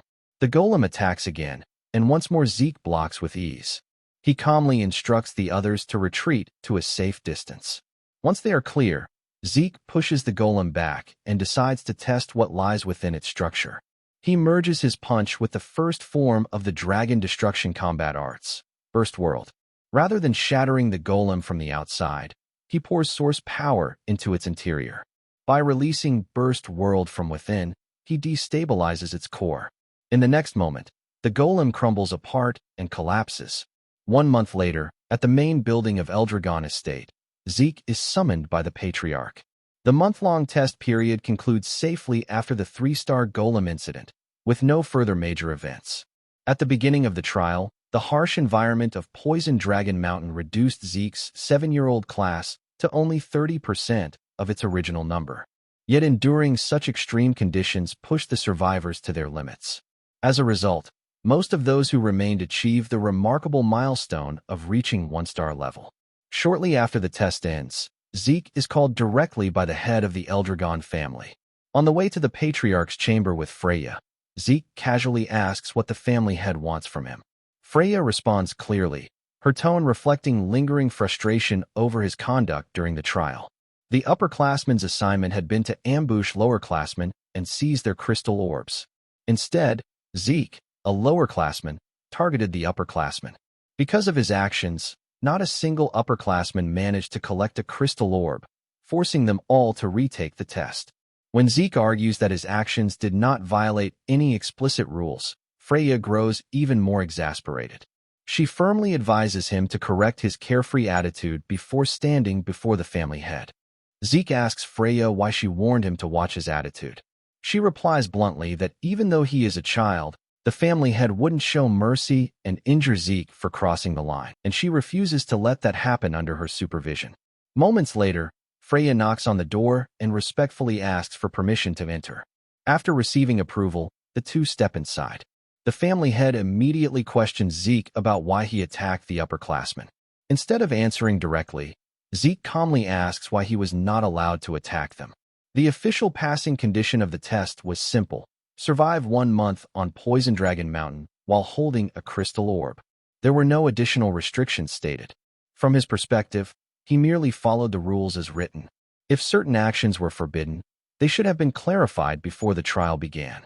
Freya is alarmed by his bold tone. The family head releases a tremendous aura that fills the room with overwhelming pressure, causing Freya to tense up in fear. She worries that Zeke may face severe consequences. Yet Zeke remains completely unaffected. He even tells the family head not to threaten him, as he finds it irritating. He then asks whether he was summoned over something so trivial. Getting to the point, the family head demands to know how Zeke accomplished everything. According to the reports, Zeke not only defeated multiple upperclassmen but also destroyed a golem. Moreover, he now stands there calmly, showing no signs of strain. For an illegitimate child, such power should be impossible. Zeke answers simply that there is no complicated reason. He is strong because he is himself. The family head narrows his eyes, remarking that Zeke's attitude is just as frivolous as reported. Nevertheless, he acknowledges Zeke's achievement in defeating the golem and decides to grant him a reward. Zeke may choose one item from the dragon treasury or receive access to the dragon hall up to the second floor. Freya is stunned. Both the dragon hall and the dragon treasury are sacred repositories built over 1,000 years, beginning with the first patriarch, Gilphus. The dragon hall contains countless books, including rare and even forbidden texts. The dragon treasury houses relics of former heads, legendary weapons, spirit medicines, artifacts, and treasures gathered across generations. These facilities are strictly controlled, and only a select few are ever granted access, especially to the second floor or higher of the dragon hall, which requires exceptional merit. Freya glances at Zeke in disbelief. Despite his boldness, he is still being recognized as outstanding. After granting the reward, the family head dismisses them. However, Zeke attempts to ask another question. Freya quickly grabs him by the collar and drags him toward the exit. Before leaving, Zeke turns back and tells the family head that as long as Balza continues suppressing his own emotions, no matter how hard he tries, he will never become truly strong. Freya is horrified and immediately ushers Zeke out. Once outside, she scolds him for speaking so recklessly in front of the family head. Zeke responds that he exercised as much restraint as possible. That answer only frustrates her further, and she insists that he use proper respect when addressing the head, just as he does with the instructors. Zeke replies that Balza is his parent, after all. Freya is deeply unsettled. Every child of the family drank ancient potion as an infant, making it impossible for them to defy Balza, who holds the power of the Dragon King, a being superior even to ancient dragons. That should make resistance unthinkable. Yet Zeke stood calmly before him without fear. For the first time, Freya wonders who Zeke truly is. She resolves to thoroughly investigate his birth records. Soon after, she asks which reward he intends to choose. Since he cannot take both, Zeke selects access to the Dragon Hall. For now, knowledge is far more valuable to him, as he lacks understanding of this era. Ringies arrives, excitedly talking about entering the Dragon Hall. He praises the strike dragon combat arts and nurturing dragon spear arts he recently learned and looks forward to discovering even more advanced martial techniques. Laika also joins them, expressing her determination to absorb as much knowledge as possible within the allotted time. Zeke learns that access comes with limits. They may only enter the first floor under normal circumstances, and while they can read freely during the time limit, they may borrow only one book. Managing time wisely is crucial. Laika is surprised that Zeke chose the Dragon Hall over the Dragon Treasury, especially since the second floor contains even rarer martial arts manuals. Zeke simply reiterates that knowledge is his priority. The group soon enters the massive library. An instructor informs them that they have 5 hours inside and must remain quiet while strictly observing the time limit. Laika advises Zeke to first decide which book he intends to borrow, then spend the remaining time reading as much as possible. The Dragon Hall's interior is vast, lined with countless shelves overflowing with ancient texts. It is even more impressive than Zeke imagined. Now, the only question remains, will there be knowledge here capable of surprising even him? Inside the Dragon Hall, Zeke uncovers an overwhelming amount of information he had never encountered before. As he reads, complex emotions surface within him. He learns about dimensional rifts, chaos, magic, and the ancient connection between this world and another that formed nearly 1,000 years ago. About 9 centuries in the past, a tear suddenly appeared in the dimensional wall. These tears were named rifts. Beyond them lay a chaotic realm known as the Chaos Realm, a world where terrifying creatures called chaos beasts roamed freely. To resist the invasion, the people of that other world cultivated a unique source power within themselves. The Eldragon family fought alongside them against the chaos. Through bonds forged in battle, for powerful warriors from that other world eventually married into the Eldragon family. They later became the founders of the 4 great Eldragon branch families that still exist today. As Zeke reads this history, certain mysteries begin to make sense, such as the strange black mist surrounding the Anger Boar and the nature of Lyca's lightning aura. However, what fascinates him most is something else entirely: magic. Magic is described as a new system of knowledge introduced from the other world. To Zeke, it feels like an entirely different discipline compared to traditional source power. His curiosity ignites, and he eagerly reaches for more books on the subject. Lost in excitement, Zeke accidentally shouts inside the library. At the same time, he notices a faint golden mist in the air. He quickly deduces that this may be an application of magic. Yet what truly amazes him is the sight of source power being manipulated like fine threads to move objects. The technique is precise and refined.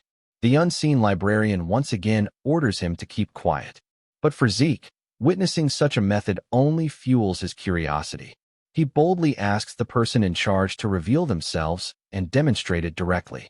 There is no response. Instead, invisible threads suddenly wrap around him, lifting him effortlessly and tossing him outside the building. The allotted 5 hours have already passed. Rather than feeling offended, Zeke is thrilled. The experience only deepens his fascination. Outside, Rengiz and Lyca are waiting. Zeke asks whether they found books they liked. Rengiz proudly says he borrowed a martial arts manual called Cloud Water Spear Arts and believes he grasped a fundamental movement technique from it. Celine shares that she learned a movement technique as well and borrowed Windflower Sword Arts. Raymond practiced the Eldragon-style Guardian Sword Arts inside and chose to borrow the Eldragon-style Guardian Shield Arts. Unbeknownst to them, every one of those martial arts manuals was originally created by Zeke in his previous life as a casual endeavor. Curious, Zeke asks Lyca what she selected. She reveals that she chose Heavy Wave Great Sword Arts, said to have been created by the first Patriarch, along with Heavy Wave Great Sword Arts, revised, an improved version refined by the 15th family head. At the mention of the 15th head, Zeke's thoughts immediately turn to Dragon's Breath and Strike Dragon combat arts, techniques also attributed to that same individual. He recalls that many martial arts he once created are preserved within the Dragon Hall, and quite a few have revised versions placed beside them. The possibility that those improved versions were modified by the 15th head intrigues him deeply. Staring back at the towering library, Zeke realizes how wrong he was. He had expected it to be dull. Now, he cannot wait to uncover what comes next. 5 years pass. Lyca has grown taller and is now 12 years old. After hearing that Zeke and the others have once again gathered at the training grounds, she heads there as well. Upon arriving, she finds Zeke standing calmly at the center of the field, surrounded by Celine, Raymond, and Rengiz. The 3 of them circle him carefully, searching for an opening to make their move. The scene shifts to the main hall, where a soldier urgently reports to Balza about a newly formed rift within their territory. According to the investigation, there is roughly an 80% chance that magic water exists inside it. Magic water is no ordinary resource. Anyone who drinks it gains the potential to become a mage. Their body develops a special constitution that allows them to convert source power into an entirely different force known as mana. The techniques unleashed through mana, known as magic, sparked a revolution across the world. At the same time, fierce territorial conflicts erupted over the very source of magic power, magic springs. In this new age of magic, the number of mages a house possesses largely determines its military strength. However, within Eldragon territory, not a single magic spring exists. For a house without direct ownership of such a spring, there is only one way to obtain magic water: by conquering special rifts. Currently, the Eldragon family has only a handful of mages, including Balza himself. All of them are battle-hardened veterans who acquired magic water through dangerous rift conquests. Even so, their numbers are being steadily outmatched by rival houses that control magic springs. Conquering special rifts has therefore become Eldragon's top priority. The problem lies in the rift's location, the abundant dragon forest. This vast woodland is mostly within Eldragon territory, but part of it stretches into the lands of another powerful house, the Kerberos family. While Eldragon claims the forest, Kerberos asserts partial ownership and refers to their portion as the Great Abundant Forest. Although the rift itself has appeared within Eldragon land, the special domain formed around it could easily extend into Kerberos territory due to its scale and location. Given the Kerberos family's aggressive nature, there is a strong chance they will move to claim it. Balza knows it is only a matter of time before Kerberos detects the rift. Preparation is essential. Because it is a special rift, both sides will face limitations in how they can act, but Eldragon must move before Kerberos does. Balza immediately orders the captain to notify all dragon nests. A selection exam will be held. The scene then shifts to the training grounds. Zeke stands calmly as Celine, Ringies, and Raymond launch coordinated attacks against him. Despite their efforts, none of their strikes land effectively. Zeke calmly critiques each of them mid-spar. Ringies is putting too much force into his spear, which disrupts the proper flow of spear techniques. Celine focuses too heavily on speed and the number of strikes, leaving her attacks without weight. Raymond performs well defensively, but he remains overly passive and must grow more accustomed to taking the initiative. After pointing out their flaws, Zeke tells them to attack again. Watching from the side, Leica comments that allowing himself to be struck bare-bodied without using source power is reckless. Zeke casually replies that it is proper training. Thanks to this method, his body has grown remarkably sturdy even without reinforcing it with source power. Even as he speaks, their attacks continue to land, yet he shows no signs of injury. The others cannot help but marvel at his mysterious physical resilience. Leica then reveals that the senior students have given Zeke a nickname, the Demon Child of the Eastern Hall. She has actually come to deliver important news. Soon, children from the other dragon nests will be arriving. While most of the group expected something like this to happen eventually, Zeke seems unaware. When he asks where she heard such information, Leica explains that she deduced it simply by observing the instructor's conversations and movements. She also warns him to stay cautious. The Western Hall has one of the leading candidates for succession, someone comparable to both Zeke and herself. A few days later, all the students gather in one place. Freya arrives and immediately orders everyone to be silent. She announces that in 3 days' time, they will face the children of the other dragon nests in combat. The announcement leaves the upperclassmen stunned. Normally, inter-hall battles only take place during the graduation exam.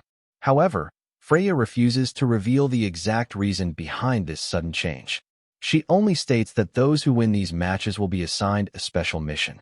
Hearing that, Zeke's interest is immediately piqued. Freya explains the format. The matches will be elimination style. 7 representatives will be selected from each of the East, West, South, and North halls. The students must decide by the end of the day who will participate. One upperclassman confidently declares that the 7 representatives should naturally be chosen from among the seniors. Freya quickly shuts that down. Selection will be open to all grades. That statement sparks tension.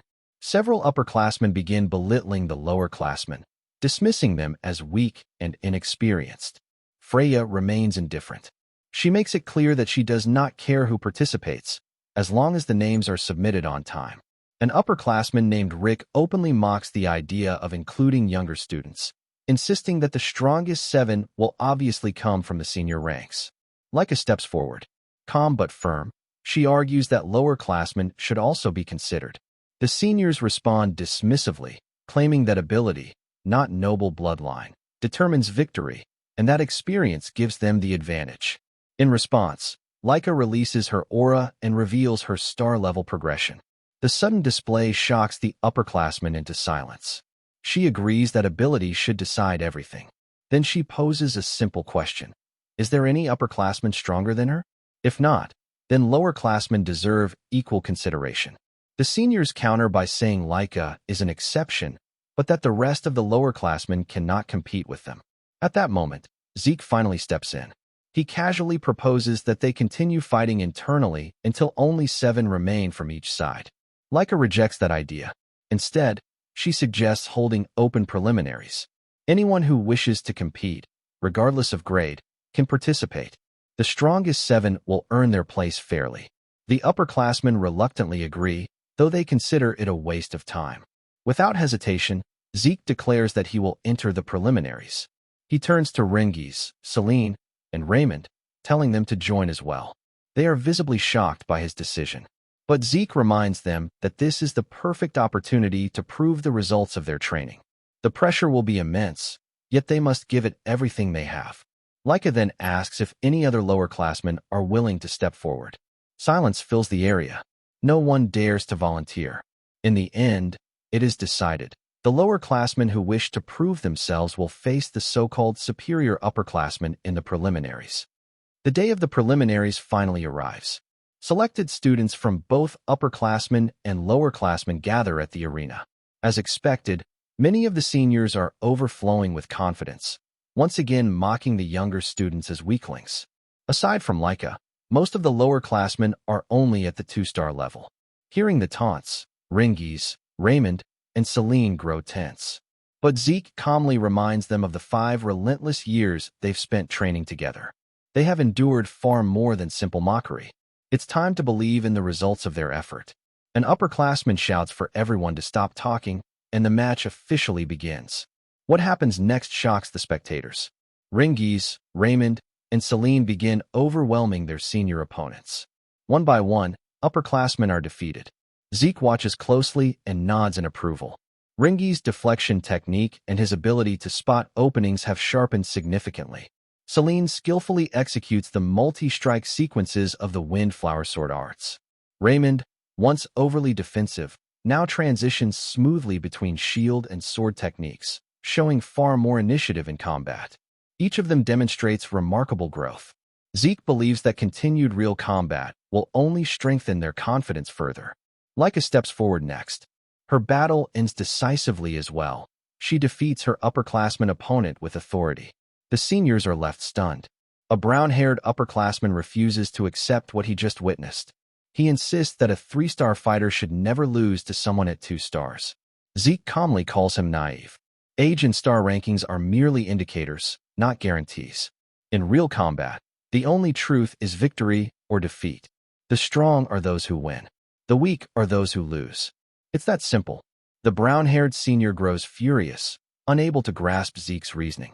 Zeke continues, explaining that whether someone has stars or not, if they don't have the will to fight, they fall. Strength is not about titles or numbers. It is about the ability to prevail. Enraged, the upperclassman declares he will not hold back against Zeke. Zeke casually invites him to demonstrate the martial arts he has mastered and the fruits of his training. Those words strike a nerve. The senior charges in anger, unleashing his techniques, only to be met with a single clean punch from Zeke. In an instant, he collapses to the ground in defeat. Zeke gives him a thumbs up, remarking that he has trained well. Laika dryly comments that it is ironic to praise someone after defeating them before they could even showcase their skills. The surrounding spectators quietly agree. Meanwhile, at the West Hall training grounds, another scene unfolds. The students there are being thoroughly defeated by one of the leading candidates for the next family head, Venial Fafnald Eldragon.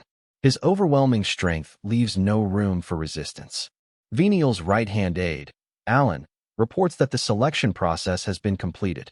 All chosen representatives are 3-star level. Among them is a 12-year-old lower-classman named Letton. Venial notices Letton and offers him praise, suggesting that if he proves useful, he may become one of his subordinates. Letton beams with pride at the recognition. Confident in Venial's leadership, Letton believes the West Hall cannot lose. He is certain they will succeed in the special mission. And when Venial eventually becomes the next family head, Letton dreams of serving directly under him. Alan then steps forward again, requesting permission to share additional news. He informs Venial that Laika will represent the East Hall in their selection team. At the mention of her name, Venial's expression darkens slightly. He finds her participation troublesome. Still, He rises with confidence and declares that no matter how talented she may be, victory will belong to them. He intends to win the special mission and prove to his older brothers that the position of the next head belongs to him alone. The day of the selection team exam finally arrives. The Coliseum is packed with students from all 4 halls, and the atmosphere is tense with anticipation. Laika quietly mentions that despite the crowd, many students drop out before reaching this stage. Hearing that, Ringies grows visibly downcast. Those who failed are no longer present. They are labeled pseudo-dragons, a term also associated with his father. Noticing his mood, Laika gently encourages him. They have been chosen as representatives of the East Hall. That alone is something to take pride in. Ringies nods and resolves to give it his all. Meanwhile, Zeke stands apart, silently observing the crowd. When asked what he is doing, he calmly explains that he is gauging the overall fighting strength of the participants. Just then, an upperclassman unexpectedly praises Zeke. It is the same group of seniors who once mocked them. Now, after witnessing their performance, they show genuine respect toward both Laika and Zeke. As Zeke had predicted, nearly every participant, except those from the East Hall, is at the 3-star level. There are no 4-star fighters present, but several appear to be on the verge of reaching that stage. The prospect excites Zeke. He wonders what kind of techniques he will witness this time. While Laika chats with Ringies and the others, a girl suddenly hugs her from behind. It is her cousin, Sandy Typhona. Sandy cheerfully asks how Laika has been. Startled at first, Laika replies that she is doing well. Celine looks confused, so Laika introduces Sandy as her cousin and the daughter of the Typhona family head, one of the 4 great branch families. The revelation shocks Raymond, Celine, and Ringies. Sandy's expression shifts as she looks at them. She asks who they are. Laika introduces them as her friends. However, Sandy bluntly states that they do not appear capable of standing beside a candidate for the next family head. Zeke steps into the conversation, remarking that their abilities will be proven in battle soon enough. Laika then introduces Zeke to Sandy. She recognizes him immediately as the rumored illegitimate child. Her tone turns dismissive, belittling him openly. Laika questions why she is behaving that way. Sandy responds that even if Zeke's birth status is unconventional, he remains Laika's rival. Therefore, she should not refer to him as a mere friend. She also points out that none of the East Hall students, aside from Laika, are at the 3-star level. In her view, that reflects poorly on their overall quality. Zeke calmly warns her not to underestimate them, or she may be caught off guard. His response irritates her. She snaps, asking whether someone of his background is trying to lecture her. Zeke clarifies that it is not advice, only a warning. Tension rises between them, but before it can escalate further, the North Hall's representative, Edgy's Vanblade, steps in and tells Sandy to stop. Ringies seems to recognize his name. Sandy protests, telling Edgy's not to interfere. However, he reminds her that the selection battle is about to begin and now is not the time for arguments. At that moment, the captain of the Gold Dragon Corps, Teach Mentrick, enters the arena. His presence immediately silences the crowd. All students straighten their posture and focus. An official announcement echoes across the Coliseum. The selection exam has begun. The selection exam is officially announced as a tournament-style elimination battle involving all 4 halls. First, the halls are divided into 2 groups, with the winning halls advancing to the finals. The battles follow a one-on-one duel format, where each hall sends out fighters in a predetermined order from a roster of 7 participants. The first hall to secure 4 victories wins the match. Once the order is set, it cannot be changed, making strategy a crucial factor in determining the outcome. The stakes are incredibly high. The winners of this tournament will be assigned a special mission of great importance to the Eldragon family. Successfully completing, it will significantly contribute to the family's future and serve as a major step toward earning the position of head. To determine the brackets, the examiner calls each hall's representative forward to draw a stone from a box. The East Hall representative, Venial, steps up first and selects a stone before leaving. Recognizing Venial, Laika informs Zeke that he is also a candidate for the head position. Zeke quickly realizes that it's not just Venial. The entire West Hall is filled with powerful warriors, creating a noticeable gap in strength compared to the others. Back in the East Hall group, Zeke spots Letton, whom he hasn't seen since the entrance exam. Letten has clearly improved, having reached the 3-star level, showing his dedication to training.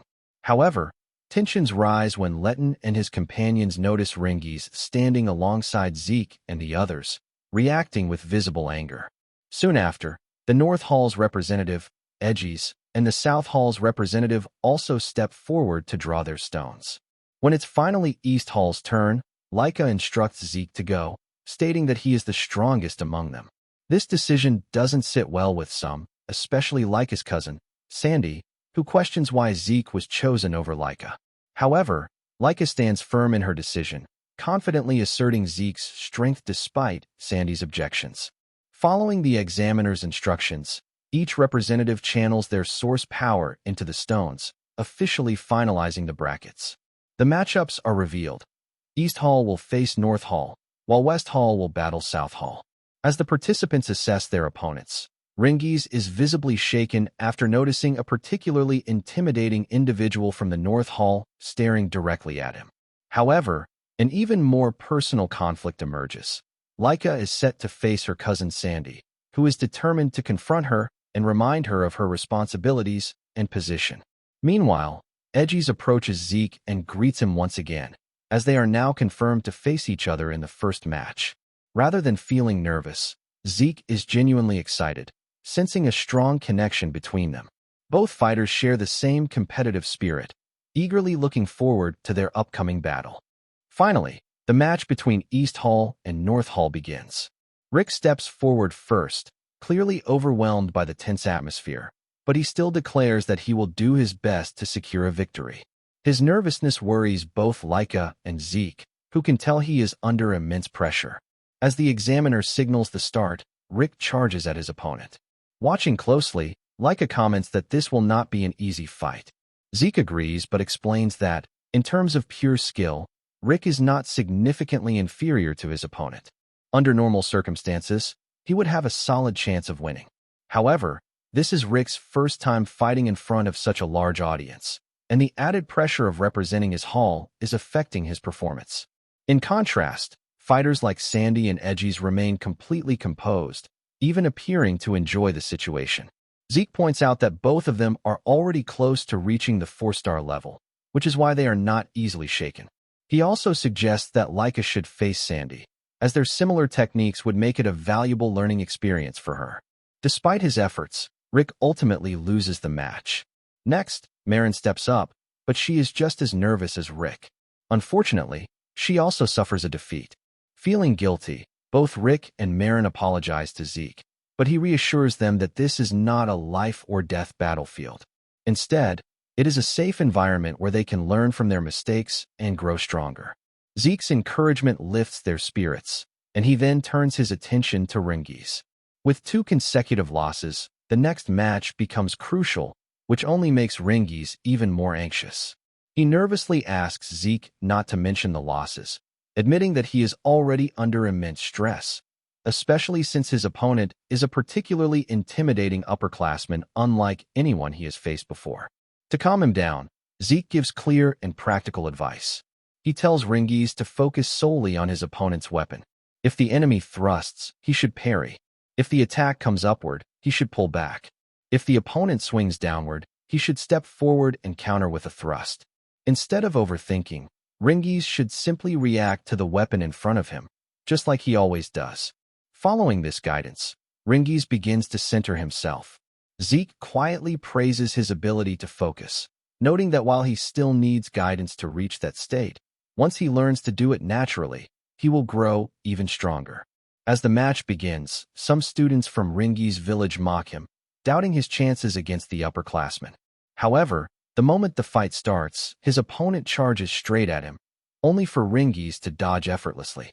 The upperclassman quickly adjusts, closing the distance to limit Ringies' range advantage. The tension rises, but Zeke remains calm, telling the others to trust Ringies. At that moment, Ringies spots an opening and strikes decisively, catching his opponent off guard. Without hesitation, he follows up with another precise attack, knocking his opponent to the ground. With that, Ringies secures a stunning victory. Watching the outcome, Zeke confidently remarks that the tide of the battle is finally beginning to turn. Following Ringies' victory, East Hall begins to build strong momentum, steadily securing consecutive wins. Both the fourth and fifth matches end in East Hall's favor, bringing them to the brink of overall victory. With just one more win needed, the decisive sixth match begins, Laika versus her cousin, Sandy. Before the fight starts, Sandy admits she is surprised that East Hall managed to win 2 matches in a row. While she acknowledges the strength of Laika's teammates, she dismisses their importance, stating that companions are secondary when it comes to becoming the head. In her view, Laika herself lacks the overwhelming power required for that position, especially since she isn't even ranked first in East Hall. However, Laika firmly responds that she has not given up on becoming the head, and that she now has the strength to defeat Sandy. Irritated by what she sees as arrogance, Sandy decides to prove her wrong. The moment the match begins, she vanishes, shocking the audience, and instantly reappears behind Laika, urging her to demonstrate her strength. Laika reacts in time and blocks the surprise attack, but Sandy immediately follows up with a relentless barrage of strikes, quickly gaining the upper hand. Watching the exchange, Edgies questions how well Laika can hold her ground against someone who has mastered lightning greatsword techniques even better than she has. Laika is gradually pushed back and even suffers minor injuries, causing Ringies and Raymond to grow increasingly concerned. Refusing to back down, Laika charges forward, but Sandy criticizes her for reverting to her bad habit of swinging wildly under pressure. Seizing the opportunity, Sandy intensifies her assault, leaving Laika badly injured. She continues to criticize Laika's lack of improvement, pointing out that she hasn't even managed to become the top fighter in East Hall. Sandy adds that if Laika had joined North Hall, she would never have allowed her to fall this far. Despite the harsh words, Laika refuses to give up. However, Sandy coldly tells her to surrender, insisting that she cannot win at her current level. She even expresses frustration over not forcing Laika to join North Hall from the beginning. Still, Laika stands her ground, determined to fight on. Growing more frustrated, Sandy accelerates her attacks, striking from behind and overwhelming Laika.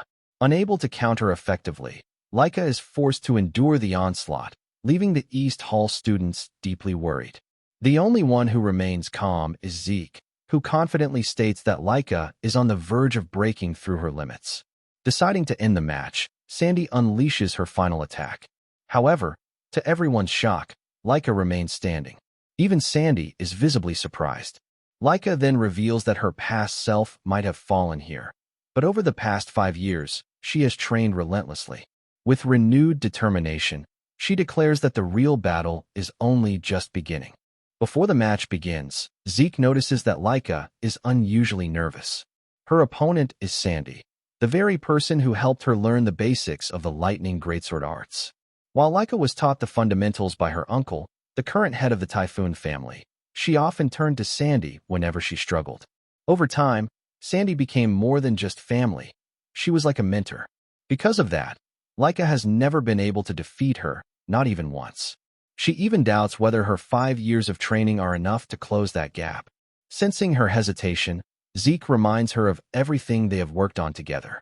He tells her to recall those 5 long years of training and trust the process. At first, Laika feels unsure, but Zeke points out her biggest flaw. When emotions take over, her focus narrows. That's exactly why he trained her to remain calm in battle. If she can stay composed, she'll be able to clearly read her opponent's movements, even in the heat of combat. Still uncertain, Laika questions whether she can truly defeat Sandy. Zeke reassures her, saying that someone with her natural talent becomes incredibly powerful once they can properly see and understand their opponent. His words finally help her steady herself. Before the match begins, Zeke gives her one final piece of advice. Observe Sandy's techniques carefully. If she does, she won't just win, she'll grow even stronger. As the fight unfolds, Laika follows that advice. Instead of panicking, she carefully observes Sandy's lightning greatsword techniques, taking her attacks head-on while analyzing every movement. Gradually, something clicks. She begins to truly understand the flow of Sandy's style. Then, everything changes. Laika suddenly charges forward, and this time, she's the one overwhelming Sandy, not giving her any room to recover. The only technique she previously lacked was tempo variation, but now she begins to apply it seamlessly. Sandy is visibly shocked, as this isn't something that can normally be copied instantly just by observation. Ringies and the others, who were worried moments ago, are now left in awe of Leica's talent. Zeke, however, understands exactly what happened. This is the result of their training. Leica has learned to analyze her opponent calmly, even while under pressure, allowing her to adapt in real time. Previously, Leica would lose control in battle, focusing only on her own attacks without awareness of her opponent. But now, she fights with composure, observing and adapting at the same time. By studying the same sword style mid-combat, she has reached an entirely new level. The battle intensifies as both fighters clash with everything they have. However, thanks to her rigorous physical training with Zeke, Leica gradually gains the upper hand. Finally, she decides to end the match, unleashing her ultimate lightning greatsword technique, Grand Thunder. Sandy attempts to block the attack, but she is completely overwhelmed. Acknowledging Leica's growth, she offers a brief compliment before collapsing. With that, the match ends in Leica's victory and secures the overall win for East Hall. Returning to her team, Leica is praised by Zeke for her performance, though he jokingly complains about losing his chance to fight. Leica admits she's relieved she won, because otherwise Zeke would have had to face Edgies. Curious, Zeke asks if she knows him. While she doesn't know him personally, she explains that Edgies is widely recognized as the greatest genius of the Vanblade family. She adds that even for Zeke, a match against Edgies would have been unpredictable. There's no telling how it might have turned out. Just then, the examiner announces that although East Hall has already secured victory, the remaining matches will still continue. Zeke narrows his eyes at Edgies, wondering what the real intention is, but in the end, he doesn't mind. As long as he gets to fight, that's all that matters to him. Edgies is eager to face Zeke, especially after learning that Zeke is the East Hall's representative despite Leica's presence. What intrigues him even more is that Zeke is only at the 2-star level. Curious about this, Edgies seeks a direct confrontation. Hearing this, Zeke is genuinely excited, noting that they seem to share the same mindset. He has also been looking forward to crossing blades with Edgies, recognizing him as an exceptional fighter among many talented warriors. Without hesitation, Zeke draws his katana, and the examiner signals the start of the match. In an instant, Edgies closes a massive distance with astonishing speed, leaving Zeke impressed by his flawless footwork. As Edgies launches his attack, Zeke notices something unusual. He cannot sense the presence of the blade at all. Even so, he twists his body at the last possible moment and narrowly dodges the strike, despite Edgies being certain it would land.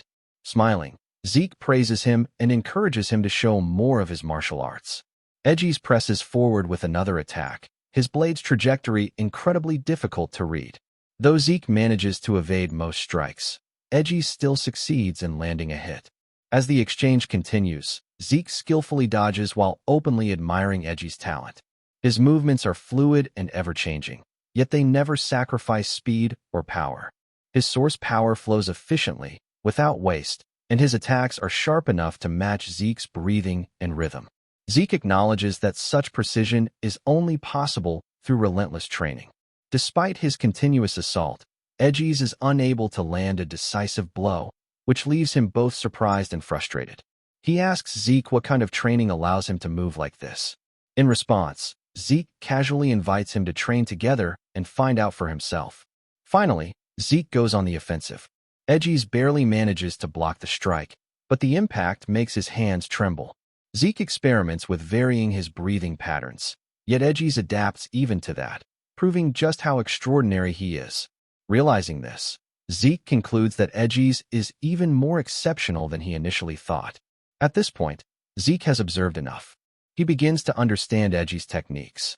When Edgies repeats a familiar attack, Zeke dodges it just as before, but something changes.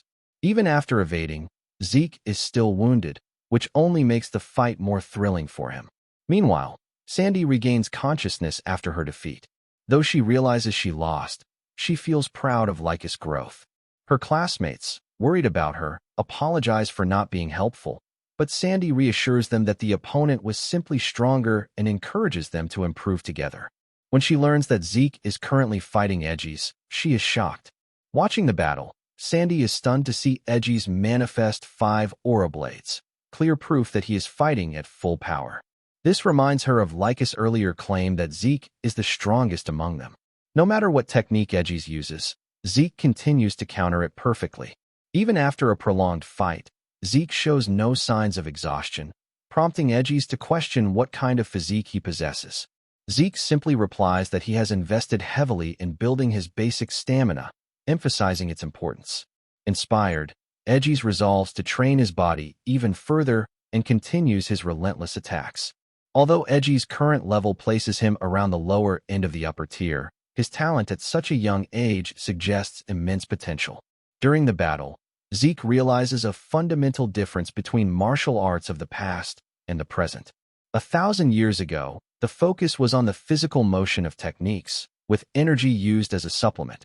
In the modern era, however, the manipulation of source power itself has become the core of martial arts. Zeke understands that he had overlooked this shift for far too long. As the fight drags on for nearly an hour, neither side shows signs of backing down. However, Lyca senses that the end is near. Zeke has now fully analyzed Edgy's movements. Using everything he has learned, Zeke develops a new technique on the spot. Edgy's, aware that victory may be out of reach, still resolves to fight until the very end. He launches his final attack, but Zeke counters with a modified version of the Dragon Destruction Combat Art's second form, Fist Star. The impact shatters the ground and decisively defeats Edgy's. The entire arena is left in shock by the overwhelming display of power. After repairing the arena, the examiner announces the next match. Rengiz and Raymond, already impressed by Zeke, now admire him even more after witnessing his victory over Edgy's. Looking ahead, the next opponents include other head candidates, including General. Both South Hall and West Hall appear to have formidable fighters, leaving Zeke curious about how the next battle will unfold.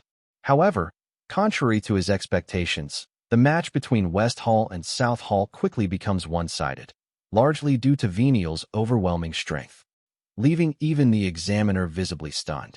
He questions whether Venial truly possesses enough strength to defeat Lila Sonar so easily. Nevertheless, the result is official. West Hall is declared the winner, and the finals are set.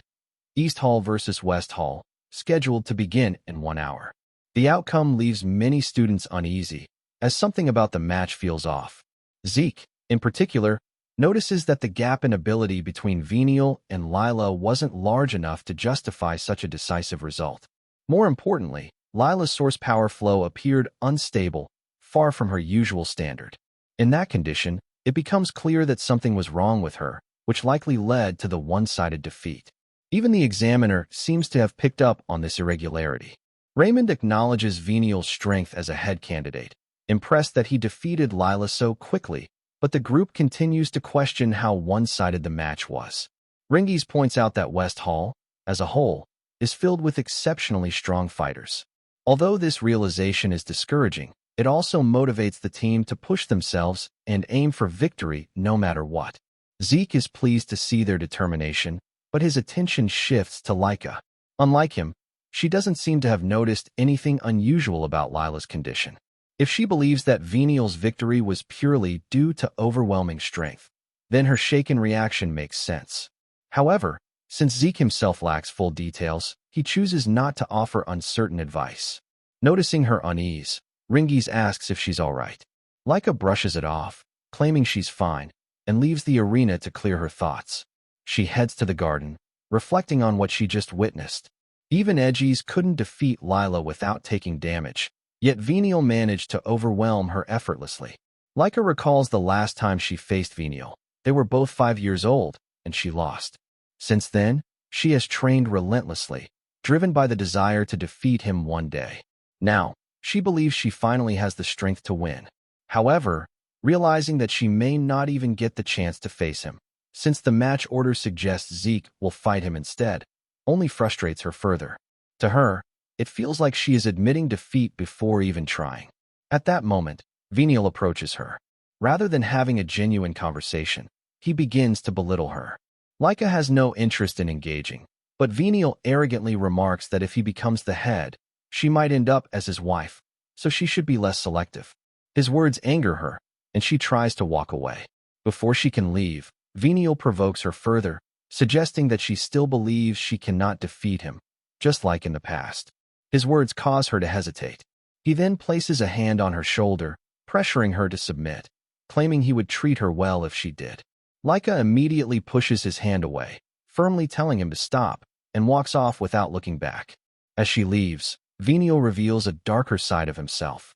It becomes clear that he did something subtle when he touched her shoulder. Now, only Zeke remains as an obstacle. Deciding it would be troublesome if Zeke noticed anything unusual, Venial plans to deal with him during the match. Observing that Zeke occasionally allows himself to be hit, Venial begins setting up his strategy. Afterward, Venial calmly washes his hand in a nearby waterfall. As the water shifts color, he confidently declares that victory will belong to them. Rick begins to doubt himself, worrying that he might be the weakest not only in East Hall, but also compared to the fighters of West Hall. This fear makes him question whether they can truly win the match. Noticing his hesitation, Zeke snaps him out of it with a punch, asking where all his earlier confidence went. He reminds Rick to fight with the intent to win, regardless of the difference in strength, and to trust the training he has gone through. Zeke then gives him one final piece of advice: relax his shoulders. The Great Power Fist style is about gathering all of one's strength into a single point before striking. If Rick tenses up, that power will scatter instead of focusing. Taking this to heart, Rick corrects his posture and regains his confidence. Watching this, Laika finds it strange that Zeke seems so knowledgeable about a fighting style he has never formally learned.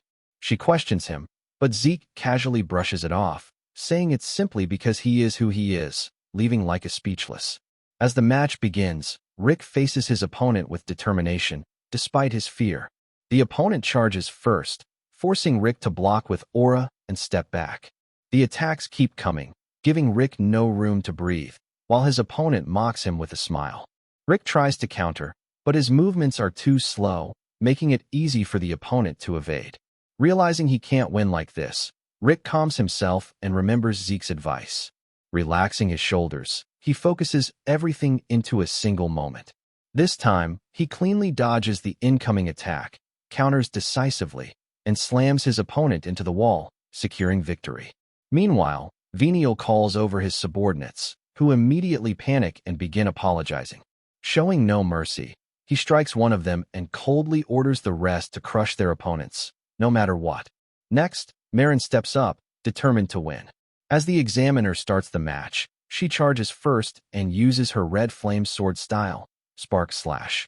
However, her opponent dodges with ease and retaliates with overwhelming force, relentlessly attacking her without holding back. Laika, Rengiz, and the others grow furious at how far he is taking it. Rick even tries to intervene, but Raymond stops him, reminding him that interfering would lead to disqualification. The match ends with Marin completely defeated. Her teammates rush to her side, deeply worried. Rick confronts her opponent, but he coldly explains that this is a tournament, real combat, and he simply ensured victory by going all out. When they protest, saying he went too far, he mocks them for being soft, stating that West Hall shows no mercy in real battles. They crush their enemies completely. Laika realizes this brutality likely stems from Venial's orders, but there's nothing she can do. The opponent leaves, warning them to worry about themselves before they end up the same way. At that moment, Letton approaches Rengiz and calmly suggests that he should forfeit. When Rengiz remains silent, Letton grows irritated and taunts him further, even bringing up how he used to treat him back in the village. As Laika tries to step in, Rengiz stops her and firmly declares that he won't run away. He will surpass Letton today. This only angers Letton more. After Marin is taken away for treatment, Rengiz steps onto the battlefield to face Letton. Just before the match begins, he suddenly hears Zeke's voice in his head. Zeke has recreated a form of telepathy he once experienced, using it to deliver a single piece of advice. Clouds drift freely, and water flows gently. He tells Rengiz to remember this when he struggles. The match begins with Rengiz attacking first, but Letton easily dodges and counters with overwhelming aggression. Rengiz is pushed onto the defensive and even gets injured while trying to block. No matter how hard he tries to read Letton's attack patterns, he fails to keep up. Every attempt to deflect or counter is turned against him. Letton closes in, taunting him relentlessly, claiming to be superior in every way. He even insults Ringi's father, calling him a weak pseudo-dragon and saying Ringi's is no different. Enraged, Ringi's lashes out, but Letton strikes him down, knocking him to the ground. Overwhelmed, Ringi's begins to lose his will, believing himself to be nothing more than weak and worthless. At that moment, a memory surfaces, his father's words, echoing the same phrase Zeke told him. Clouds drift freely, and water flows gently. Something within Ringi's begins to change, and even the examiner senses it. As Letton moves in to finish the match, Ringi's suddenly blocks the attack with ease. The shift is so unexpected that Letton is forced to retreat, visibly shaken by the sudden change in Ringi's presence. Ringi's breaks through to the 3-star level, placing him on equal footing with Letton.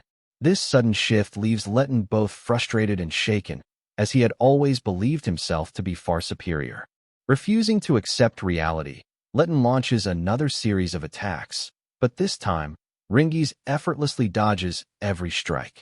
No matter how aggressively Letton presses forward, none of his attacks connect. Instead, his growing frustration only makes his movements more reckless. Observing the fight, Zeke explains to the others that Ringi's has taken a step closer to grasping the true essence of his martial art. While Zeke himself demonstrated a glimpse of it earlier, Ringi's has now made it his own in the middle of battle, though he hasn't fully realized it yet. At this moment, Ringi's is completely focused, channeling everything into defeating his opponent. Then, Ringi's shifts to the offensive. Just as water doesn't always flow gently, once it becomes a raging current, nothing can stand in its path. Letton is unable to withstand the overwhelming force of Ringi's attack and is ultimately knocked unconscious. With that, the examiner declares East Hall the winner. At first, Ringi's is confused by the announcement, but Laika and the others quickly rush over, congratulating him on both his victory and his breakthrough to the 3-star level. As it finally sinks in, Ringi's feels a deep sense of pride in himself. Laika and Raymond then ask about the final move he used, which looked like a massive water dragon surging upward like a waterfall. Surprisingly, Ringi's doesn't even realize what he performed. Zeke explains that the technique is called Rising Dragon Pierce, originally recorded in the 2nd volume of the Cloud Water Spear style. He praises Ringi's for reaching it on his own through pure instinct and effort. The team celebrates his achievement, filling Ringi's with joy. Zeke reflects that although he originally created this martial art, he never formally documented it. Over time, later generations recorded and divided it into multiple volumes. To prevent immature fighters from accessing its deeper essence, the true meaning was hidden within higher levels. Yet Ringi's, through his own strength, has managed to uncover that path on his own. The examiner then instructs East Hall to clear the arena for the next match. Riding the momentum of Ringi's victory, East Hall's morale reaches its peak. However, West Hall quickly regroups after their loss, and the battles become even more intense. In the 4th match, Celine puts up a strong fight, but narrowly loses. In the 5th match, Raymond pushes himself to the limit and secures a hard-fought victory. With the score now at 3 wins and 2 losses, everything comes down to the next match. If Laika wins, East Hall will claim overall victory. Before the match begins, Zeke approaches Laika and asks how she's feeling. Caught off guard, she blushes and pushes him away, insisting that she feels fine as always. However, while no one else notices, Zeke senses that something about the situation feels slightly off.